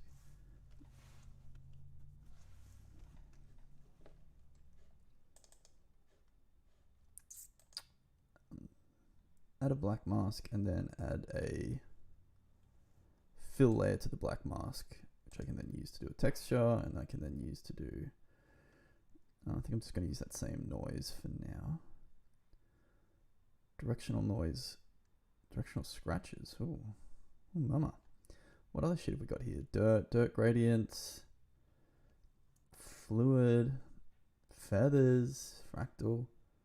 See, I was like using these as brushes and stuff like that. Like I couldn't really crack it. Oh, look at these cool gradients. That's spicy. Yeah, look, I'd say I'm the same, man. I work full time. A little bit, and like what I try to do is an hour a day. I've been doing it since last year. And in the morning, even if it's 20 minutes, I sit down and I open Unity up, and I did it just a little bit every day. And I just couldn't believe how far I came by the end of the year. Yeah.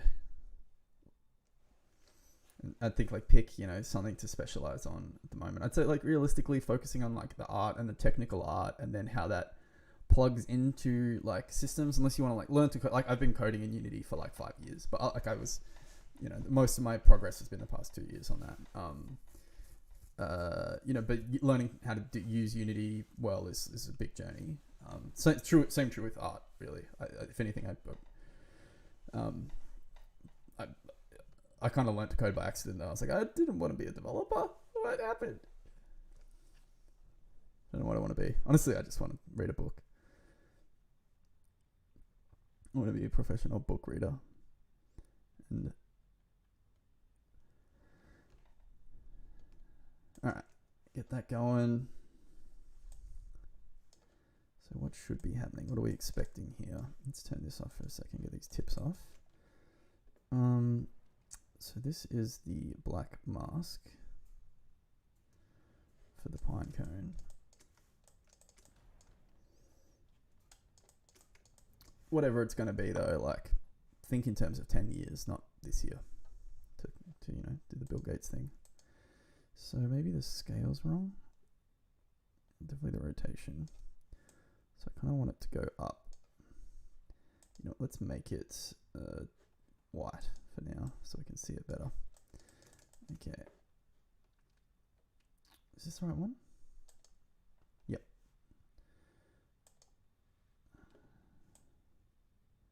It's gotta be tiny, right? So it looks like 1. How does that look? Could be even smaller. 0.1? How does that look? Oh.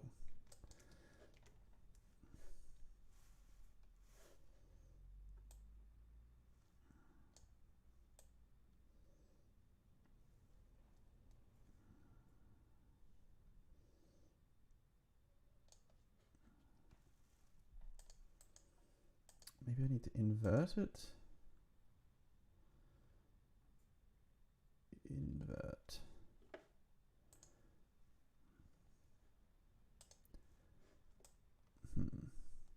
Looks pretty good though, to be honest. Like, no one's gonna be the Pinecone police checking the. I don't know.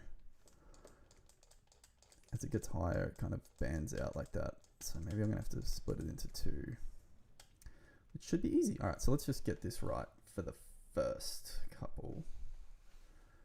Ba, ba, ba, ba, ba, ba, ba. So what happens then if we?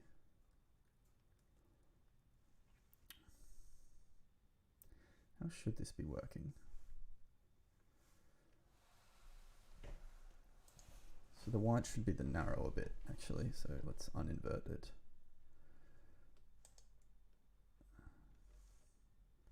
I'm just tripping out. Alright, let's just make it the color we want, which is black, essentially, at this point. Oh, shit. Alright, maybe not. Well, yeah, let's deal with that. Yeah, I wanted to leave that bit out. But honestly, like I was more of a designer, designer developer, and I had to scramble my way through other jobs and to get to like a point where I could get hired, and even then, like I wasn't even close to good enough. I was just good at fucking talking shit. Sorry, pardon my French, like. And I had other skills, you know what I mean? And like, I think I would have very easily become like another sort of management-y, producer-y person, which is fine. And I like the idea of that, but I wanted to get better at Unity and immersive experience, like development design, like, you know what I mean? Not just like drawing pictures of menus and things like that. That was more my job. And also Unity UI happened to be my speciality just by mistake, really, by chance. So that I was like, I need to keep, when I read this book and I was like, what do I need to do to make the art that I want to make? I was like, I need to get better at Unity and do the work, but like do it every day. And so I'm like, compared to where I was 2 years ago, but it does help that now I also work all day doing Unity. That's a good point. But I wouldn't be able to do all this stuff. I'm just, I can't afford to, I'm too shit at this to do it at work. I can't afford to do it. I have to do the stuff I'm good at for it to be profitable. That makes sense. Why?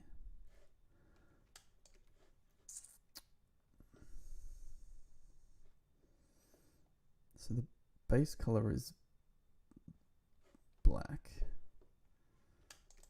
Maybe this needs to be like sharper. The contrast needs to be higher. Let's just get rid of that. Doesn't do anything. Contrast.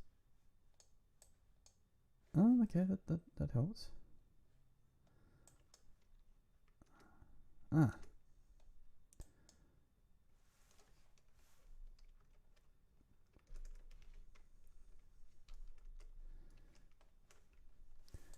But you basically have to have like 0 life, and have no fun. Which can be challenging. Okay, we're getting there. You know what, let's make the undercolor a more distinct color. So we can, compare it easier. Alright. So we're getting somewhere.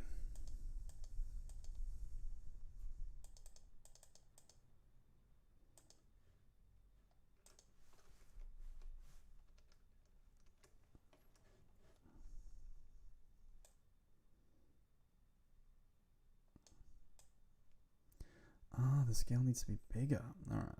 Yeah, I see. I get you. Whoops. All right. That rotation. Are we happy with that rotation? Yeah. It could be better. Yeah, it was perfect before. Great, as usual. That looks fucking sick until about here.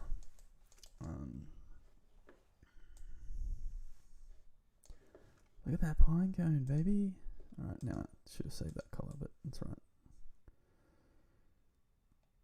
So it's a bit weird. It's sort of like, maybe, yeah, we'll probably make this not as strong. It's probably the answer there. And still got to be brown inspired. And we cover that with that, and then we're going to have to add another layer to go stripy because I'm a perfectionist.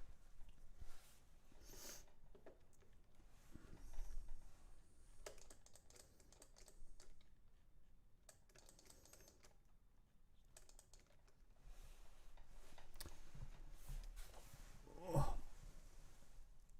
I'm gonna need another coffee. Oh.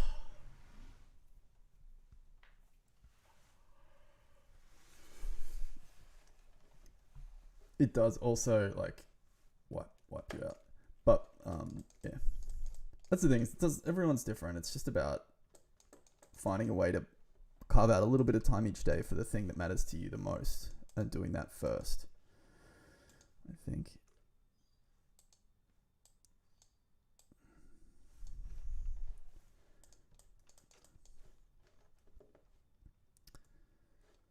Okay, so what's that? This is so let's group from layers, and then let's add a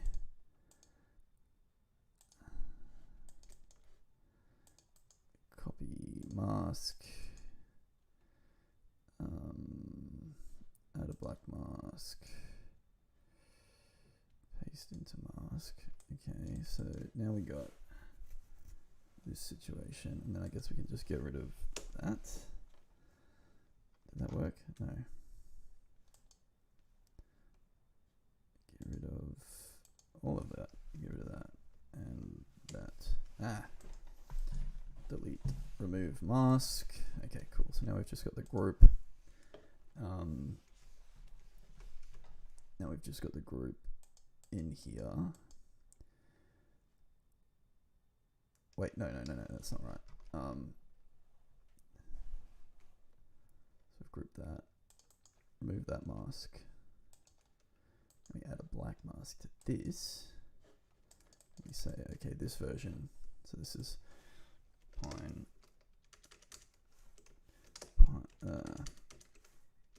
cone, far out Brussels sprout, cone bottom.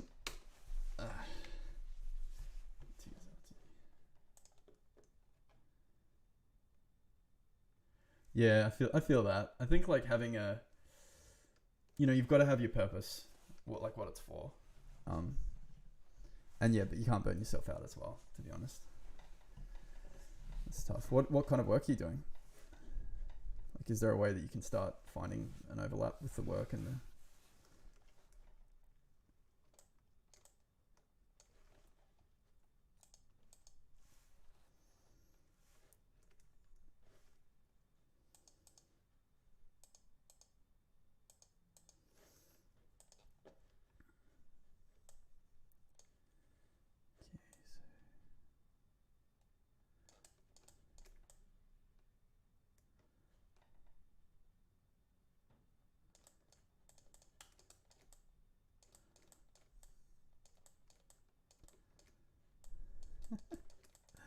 This is incredible. Honestly, getting your head around Substance Painter will get you back on the horse.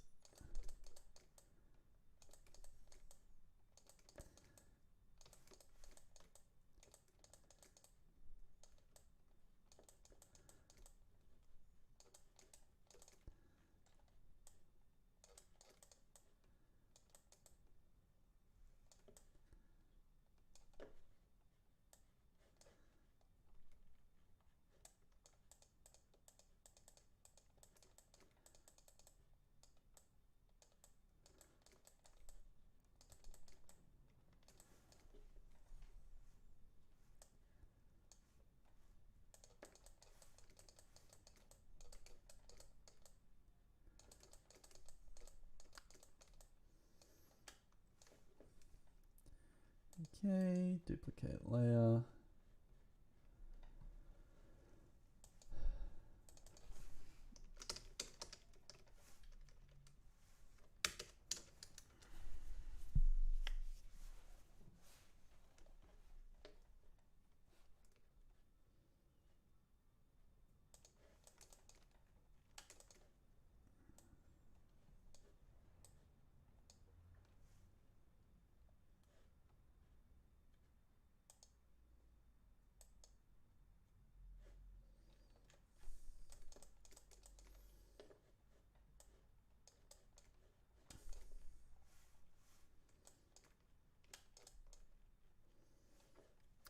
And let's see if we can get that.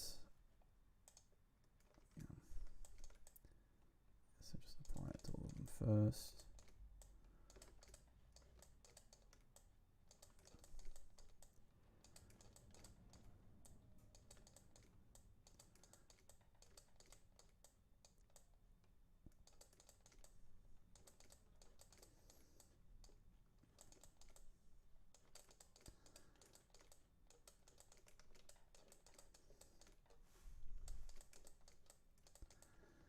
Alright, then let's rotate that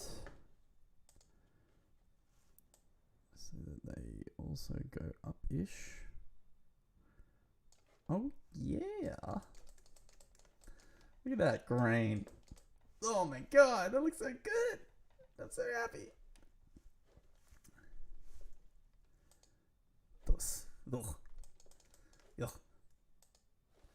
Yuck. You know what, I reckon we could do something a bit cheeky. Aww. And add a similar layer just into this pinecone top. Can I just make you a group? No. Or can I?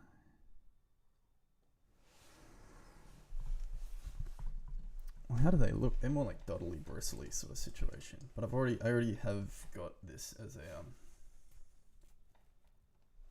yeah, look, it's great having a job, and I think like the thing is, it's like, you know, I had to go pretty hard to like take a few risks to slowly transition over this space. But you can get better. You can work on your folio, and if you know, if you set your mind to it, you can get a job doing this, 100%.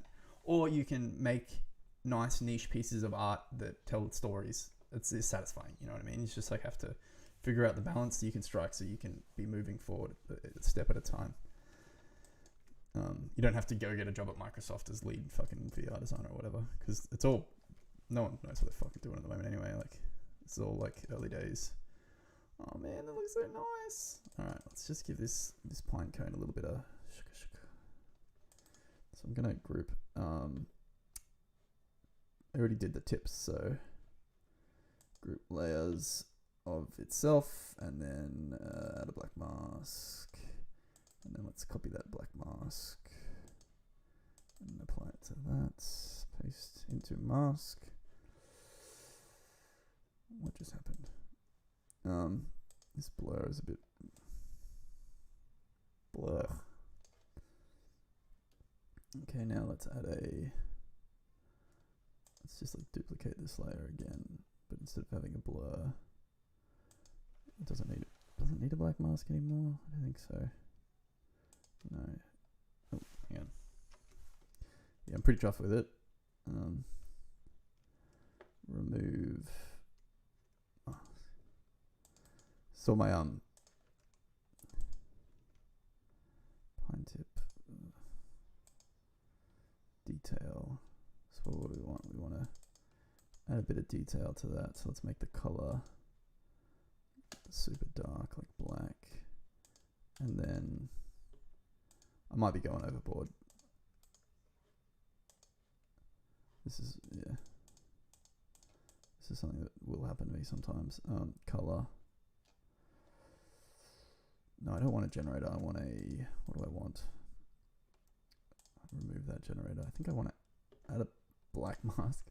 It's just masks. It's all masks. Masks all the way down, baby. Okay. And then add a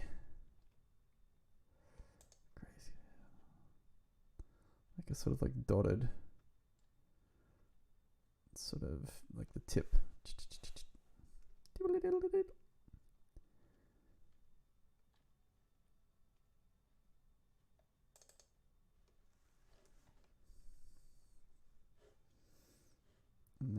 let's get the,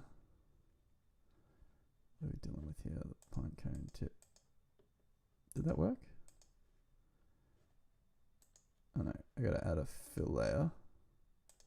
And then that gets the, getting hungry. I'm getting hungry.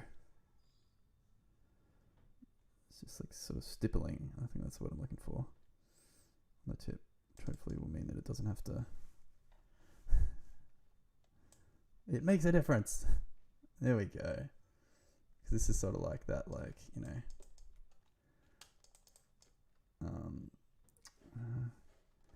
Maybe does that just look too grungy?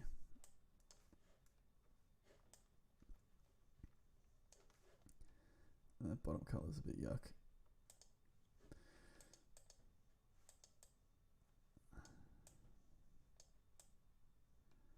Now that we got a bit more chutzpah. So what's this layer? Doesn't really do anything. Oh, that's the color alternation layer. It's fine, I guess. Maybe let's do that as multiply.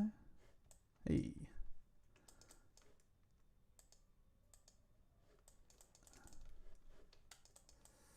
So it kind of chops away at that multiply, but then add, let's jack it down a bit.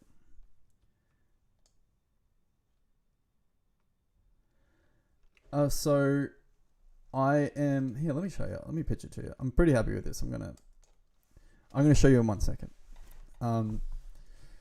This is similar to the digging simulator. I can explain it while I'm talking. While I'm doing this.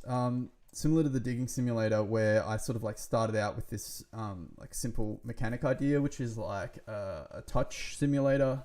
Not simulator, like playing around with the idea of like touch using the hand tracking in the Quest. Because I was like trying to think of something cool to do, and everything kind of came down to like feedback that you couldn't get. So it's like, all right, let's play around with feedback. Like your hands change color as you touch things, and sounds, you know, different like sound effects come through. So now I'm trying to like make some like really textural, like, you know, objects that you're like, I want to give this a touch, you know. Okay, so maybe let's just crank that stippling down a little bit, so it's just more like a little. Nah, it's not. See, it's got to look like the end of a bunch of fibers, if that makes sense. So yeah, that's like I want it to, but it's also like a style that I don't know if you've seen it. Those things that like Dirk at Work has done. I'm assuming his name's Dirk, but I'm just gonna keep calling him Dirk at Work. Grunge small. Okay, let's crank that back up.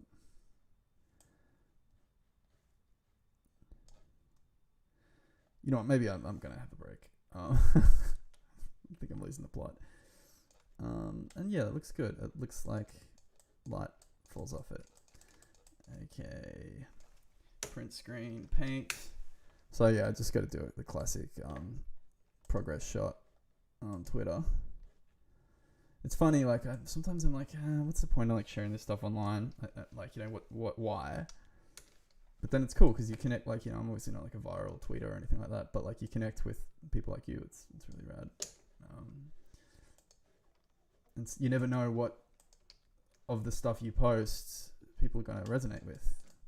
So it's like hard to know, but it's like, oh well, it's fine.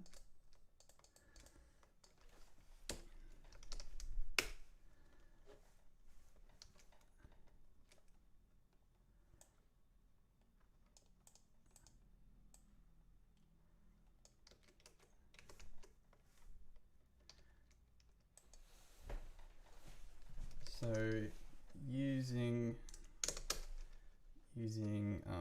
textures as masks on second, on darker color, and making a few variants to get angles really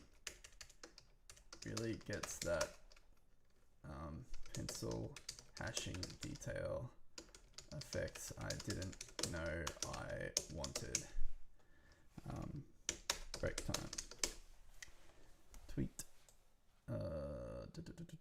All right, man. I'm gonna go grab a break. Yeah, go grab a coffee, and Thanks for sticking around. It's actually been really fun. I was literally just like, man, what the fuck am I doing these streams for? No pressure. You can go tap out anytime. Later on, I watched it with my I had my dad on the stream. It was pretty fun yesterday. He came on as a special guest. Yeah, no, it's good. You know, it's like that's similar with everything. You know, if you look up at like all the people doing all these like mega viral tweets, and actually probably that would like drive you insane anyway, because you just got to like constantly, be on or whatever. But it's not about that. It's about like connecting with like-minded people, and part of it is so that I can broadcast my work, because there is a an element of like when I make stuff, I want people to know about it. Oh, look at that shit! I'm really chuffed with that. I'm going to take 5 man. I'll be back. BRB.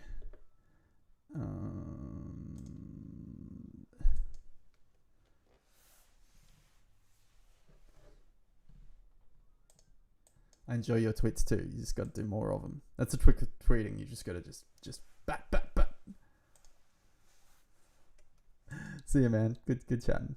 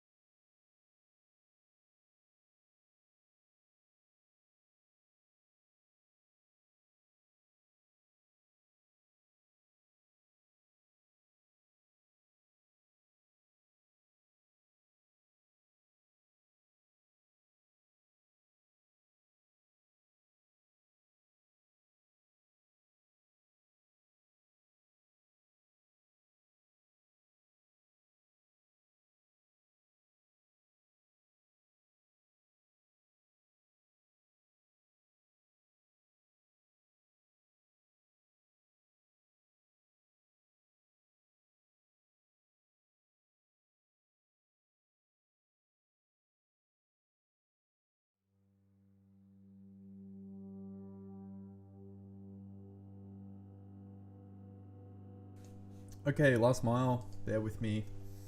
Gonna see. You know what? Maybe not go into so much. Yeah, let's just keep rocking. Basically, let's not overthink it. I think that's as good as it needs to be. I wouldn't mind if these were a bit brighter. Maybe that darkness is.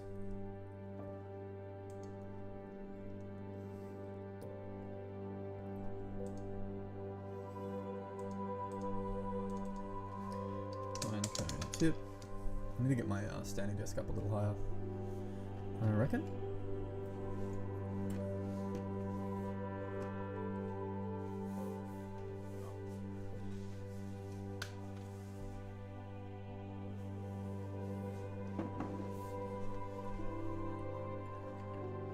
I'm gonna mute my mic because I'm like eating and shuffling it.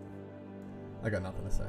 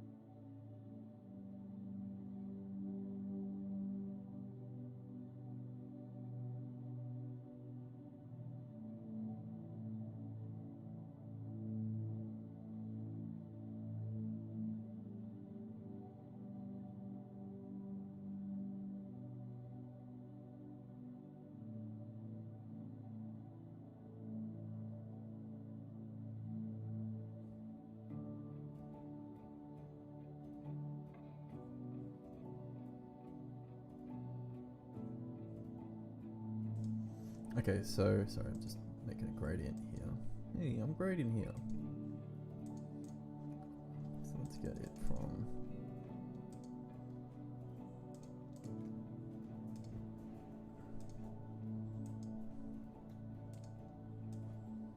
about there to about here. Okay, let's set this back to material. Oh baby.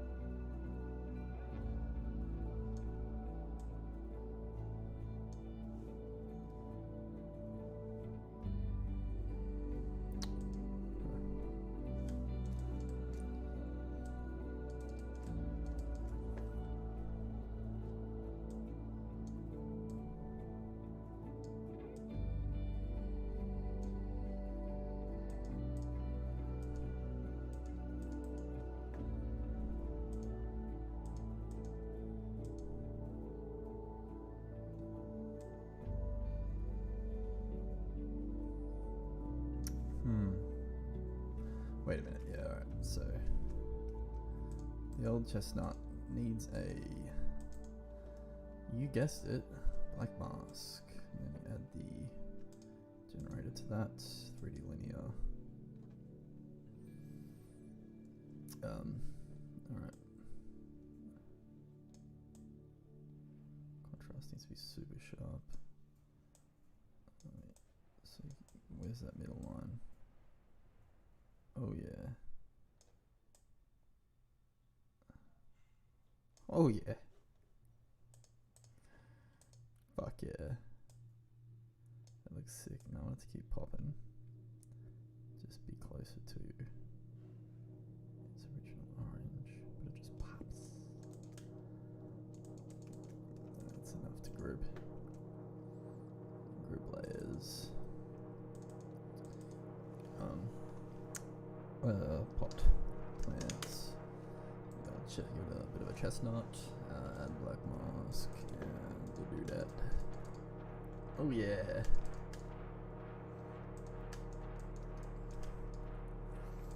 On a roll, baby. That should be the other way around. Let's find out.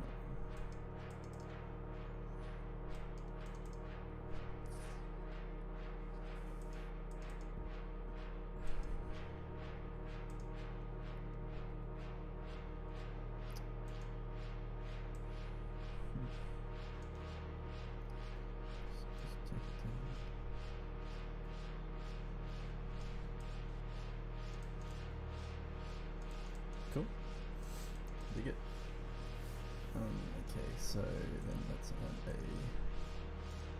another layer. Like that. Quite dark, I guess, but still essentially it's like the detail layers, basically. And then add a black mask, add a filter. A white mask, maybe? No, add a black mask. And then add a fill layer. And add a texture. Something.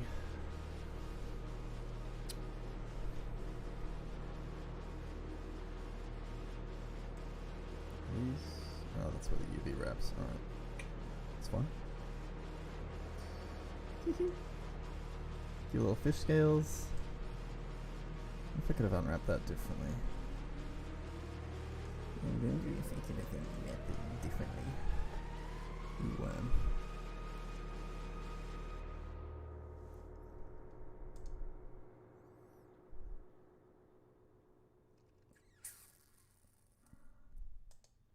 just a bit of grunge.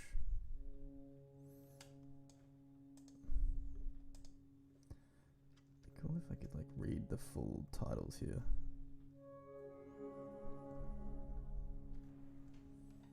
See it bigger. Yeah, okay, no, that's pretty much it. TBH, that's maybe a bit too much of it.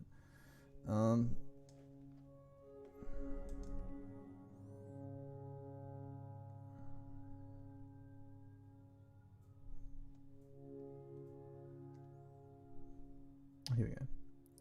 Dirt scratch, dirt muddy, dirt large, dirt heavy, grunge, concrete cracked.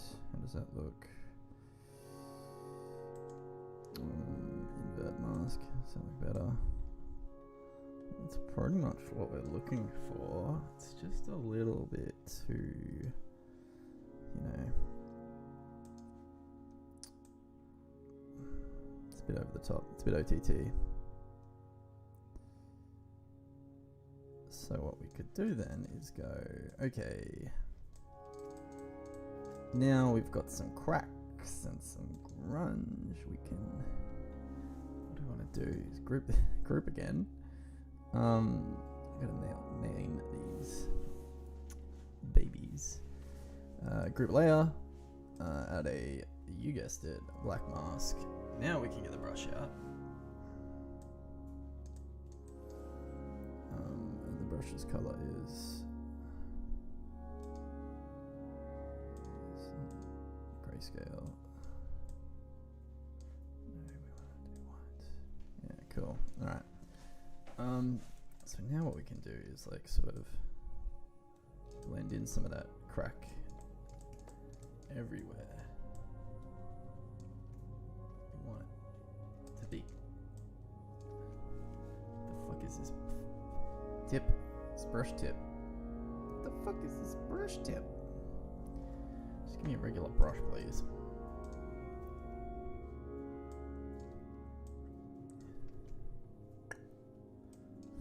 Not so much flow. And then we're sort of, yeah, we're painting on the details, kind of like the decal size. Oh, that's too big. This is very exciting for me. I've always wanted to be able to do this kind of stuff.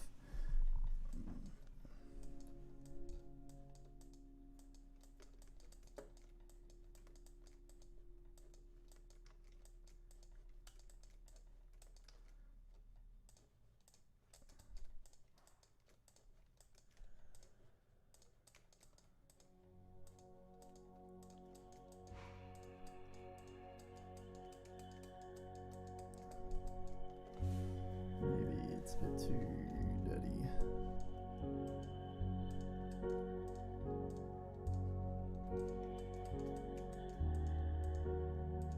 It's got one or two doses. Like, oh, that pot's been dropped. Oh, that pot's been dropped, hasn't it? Oh, it's so lovely you still have it.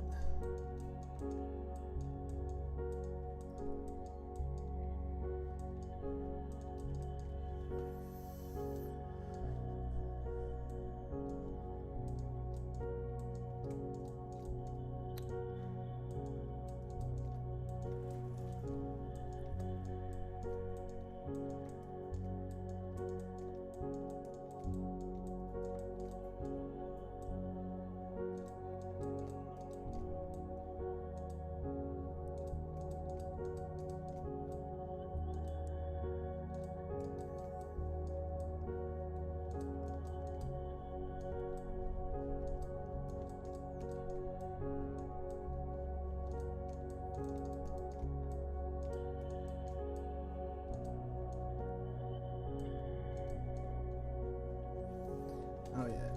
Fuck yeah.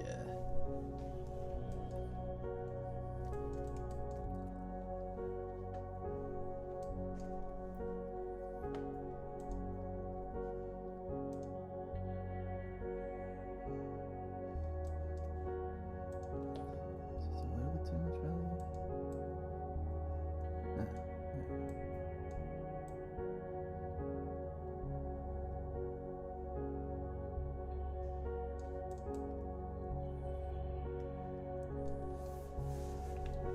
So happy with that. Holy shit. Alright, let's keep rolling. Let's keep Henry. So, what's this? Grunge layer, grunge blend. Blend, Change detail.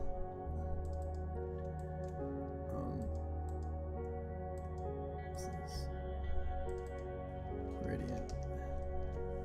Gradient color. Base color. Pot plant. Okay, cool. Next up we have the rug. Another important piece of the puzzle.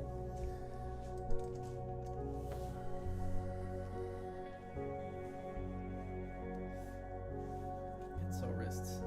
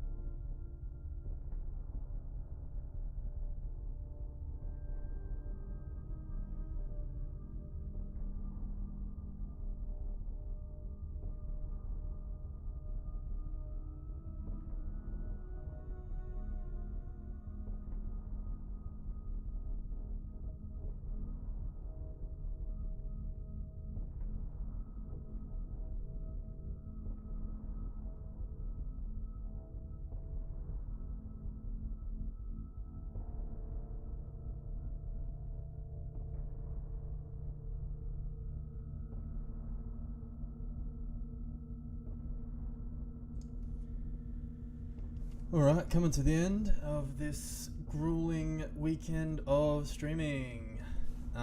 Yeah, format again, probably needs some work. Oh, actually, you know what? This is probably today and yesterday really good examples, but I think, yeah, the full day or even a half day is too much.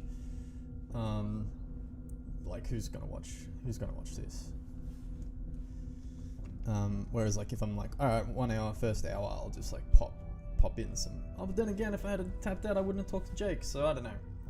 I think either... Hang on, let me just add this post-processing, install. Is it installed?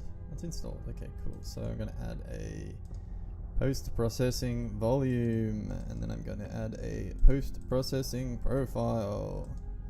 So all this I just learned. So fix now. Get some minimum normals in there.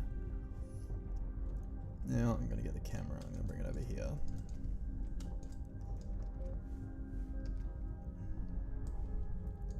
We're looking okay.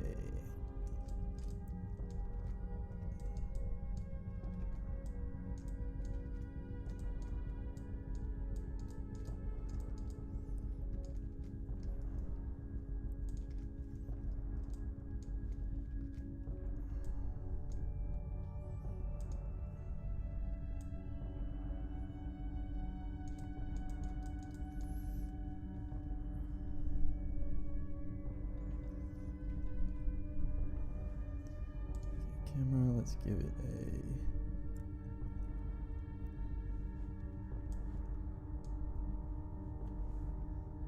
Let's make it global.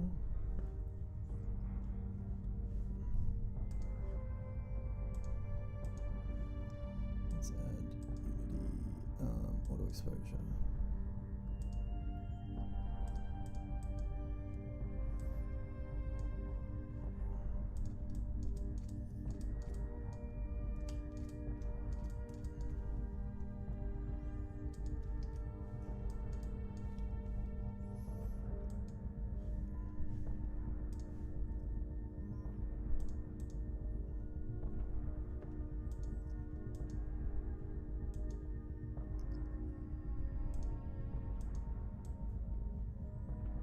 It's not doing anything, that's okay. Wait, global, this one.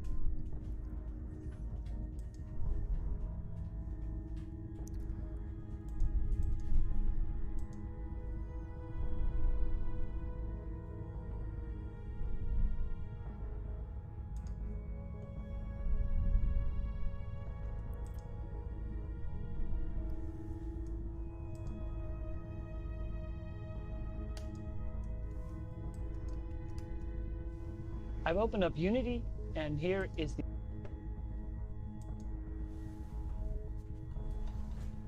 I was already working on, where the blue tree. What can be handy is, and it's first I'll just set it to static.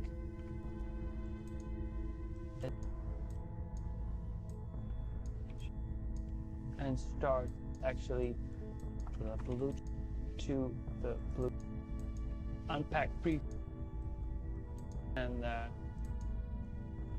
ground, gather these object plants of that. But for now, I think it's good actually coming from Skylight. Usually Skybox material slot. And I usually have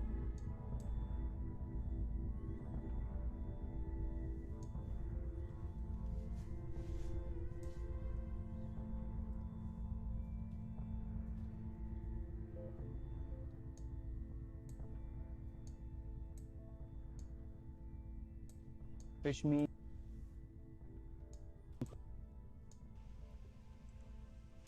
Let me turn on the bakelite map.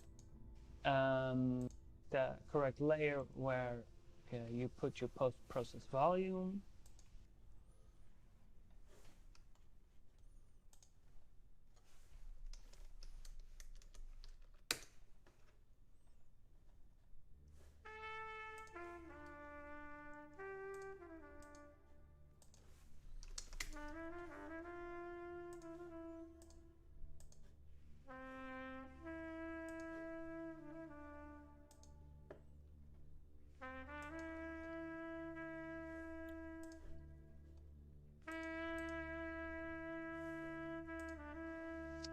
And then you just basically do process layer, just give it its own layer, create a profile, make settings, and make sure that on your camera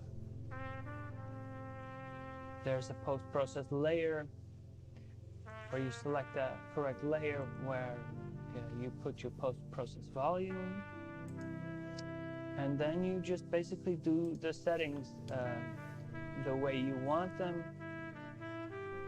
I used to use quite a lot of ambient occlusion, but I kind of stopped doing that because I kind of stopped really liking the look of it. And as you saw in the Substance Painter part, a lot of the ambient occlusion is already kind of baked into the textures. You could have ambient occlusion be baked in your light mapping as well, but again, it's kind of a taste thing. I don't really like that look too much. I think it's a little cleaner if you just do it in the textures. So I don't do the ambient occlusion in post anymore, but I do add a little bloom. I'm not sure why it's not. I don't think I'm seeing effects. Actually call this post. Probably some project settings got overwritten when I imported some other assets. Doesn't matter as long as it's not on.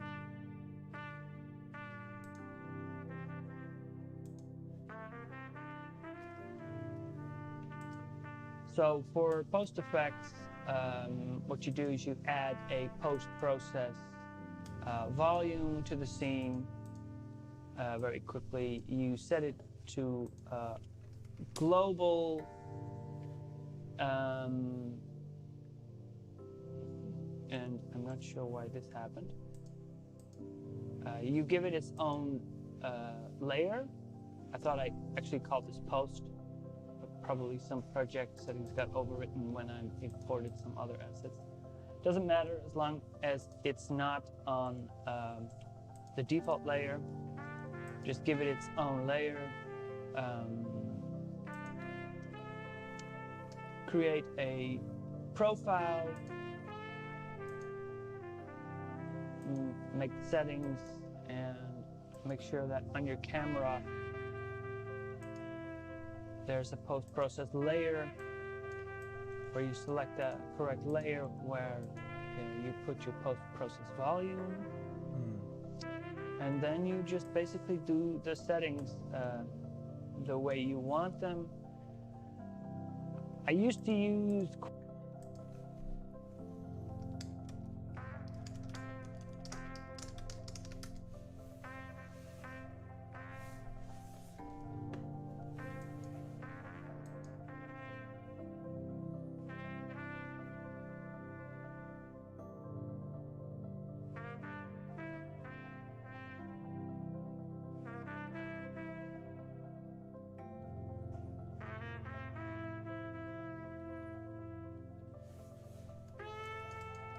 Why did that not work?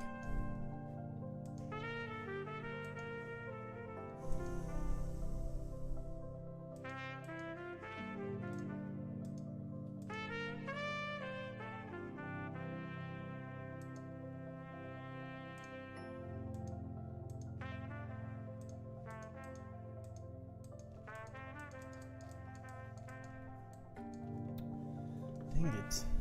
I'm excited about this bit. Maybe that means I need to have a break.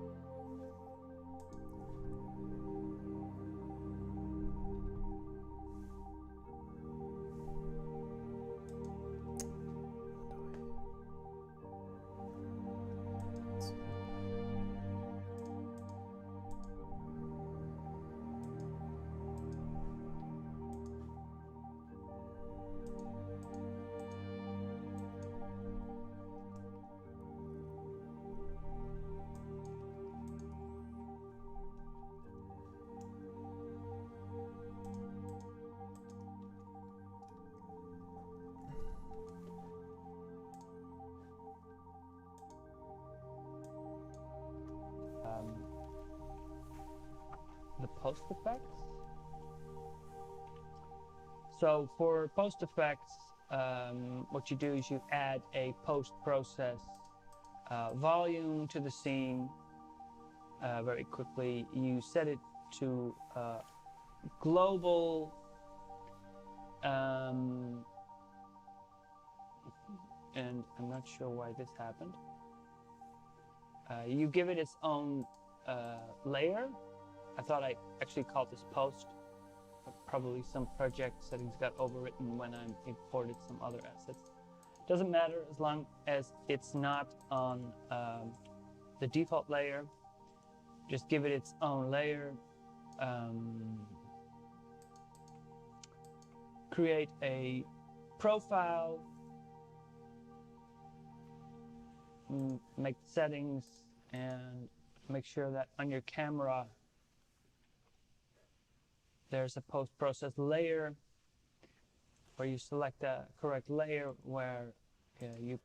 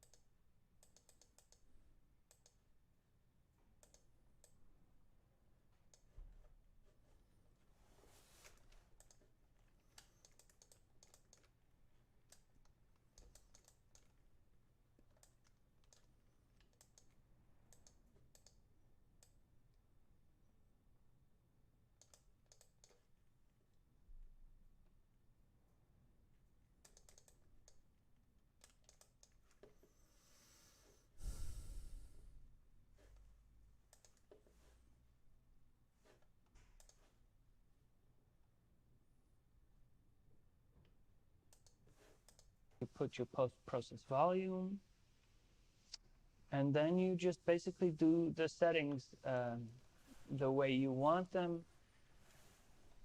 I used to use quite a lot of ambient occlusion, but I kind of stopped doing that because I kind of stopped really liking the look of it. And as you saw in the Substance Painter part, a lot of the ambient occlusion is already kind of baked into the textures. You could have ambient occlusion be baked in your light mapping as well, but again, it's kind of a taste thing. I don't really like that look too much. I think it's a little cleaner if you just do it in the textures. So I don't do the ambient occlusion in post anymore, but I do add a little bloom. I'm not sure why it's not. I don't think I'm seeing the post effect right now. But it's very simple. I just add a little bloom. It's very subtle. Some color grading. Maybe make the temperature a little warmer. I do set the mode to high definition, tone mapping mode to neutral. Just kind of evens out the colors a little bit more. Make sure you don't get those like 100% white colors. Kind of flattens it out. And I usually just kind of play with these trackballs. So What am I missing? And that's really just dependent on the colors that I'm using in my scene. There's no real rule for this. The lift is for the darkest portions, the mid-range tones, and the lightest portions. So I would suggest you just play around with What am I missing, Dirk? A little bit, but make sure you don't overdo it. I have auto exposure on, but honestly, I'm not even sure if it's doing that much in a scene like this. So also, yeah, the most of the look and feel of this just comes from very basic lighting setup in Unity, and it's mostly the colors and kind of the gradients I create in Substance Painter. Yeah, so this is basically how I set up a scene because I create in Substance Painter. Yeah, so this is basically how I set up a scene. I'm going to be scattering these newly created assets throughout the scene a little bit more, and that's pretty much it.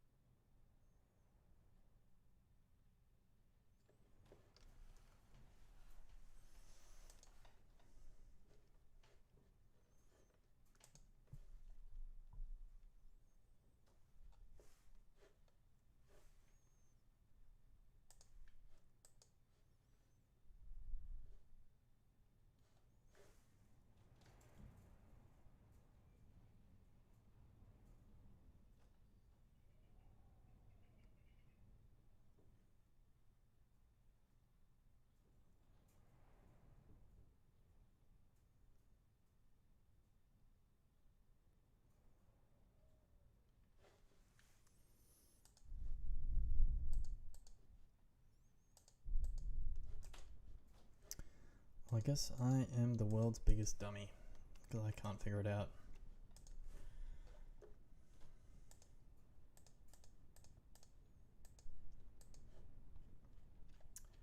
What a bummer.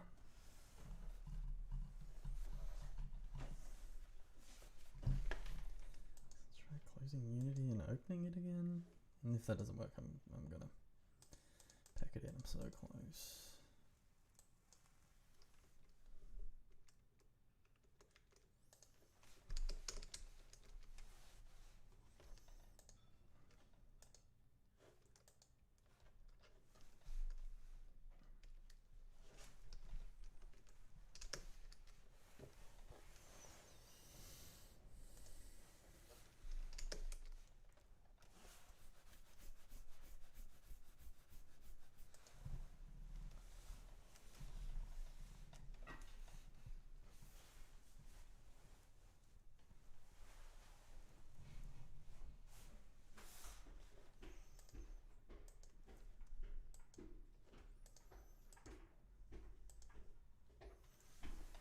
Oh no, What up? got stuck on the last bit. It's okay. I thought I'd come up and do a bit of study.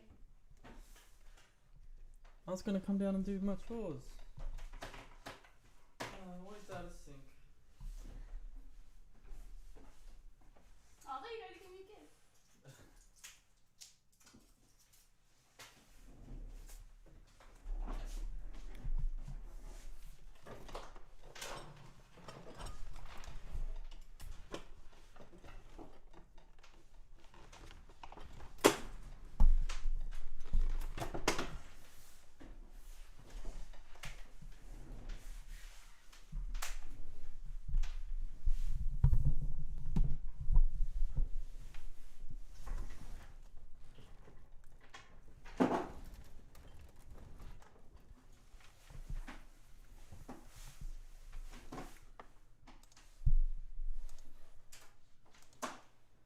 Post-processing volume. Okay, so I can compare these two. Where's the other one?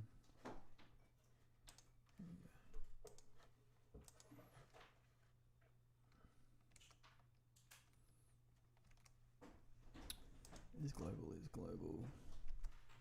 Post camera.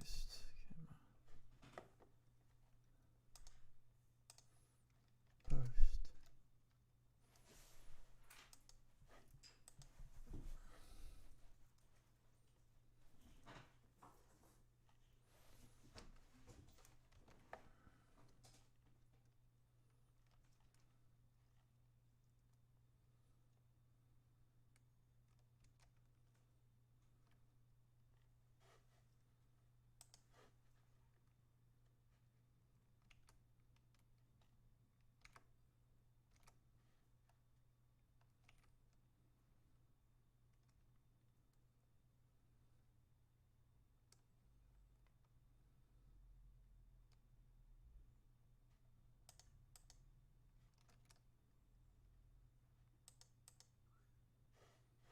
What type of crazy camera is this?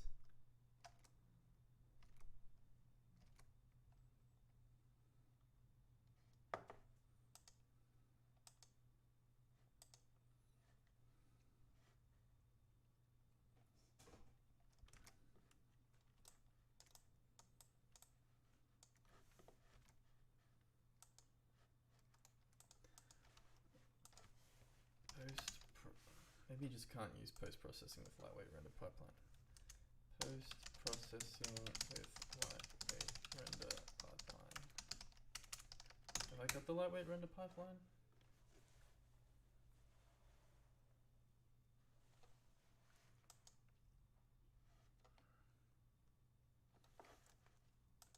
Okay, package render and then jar.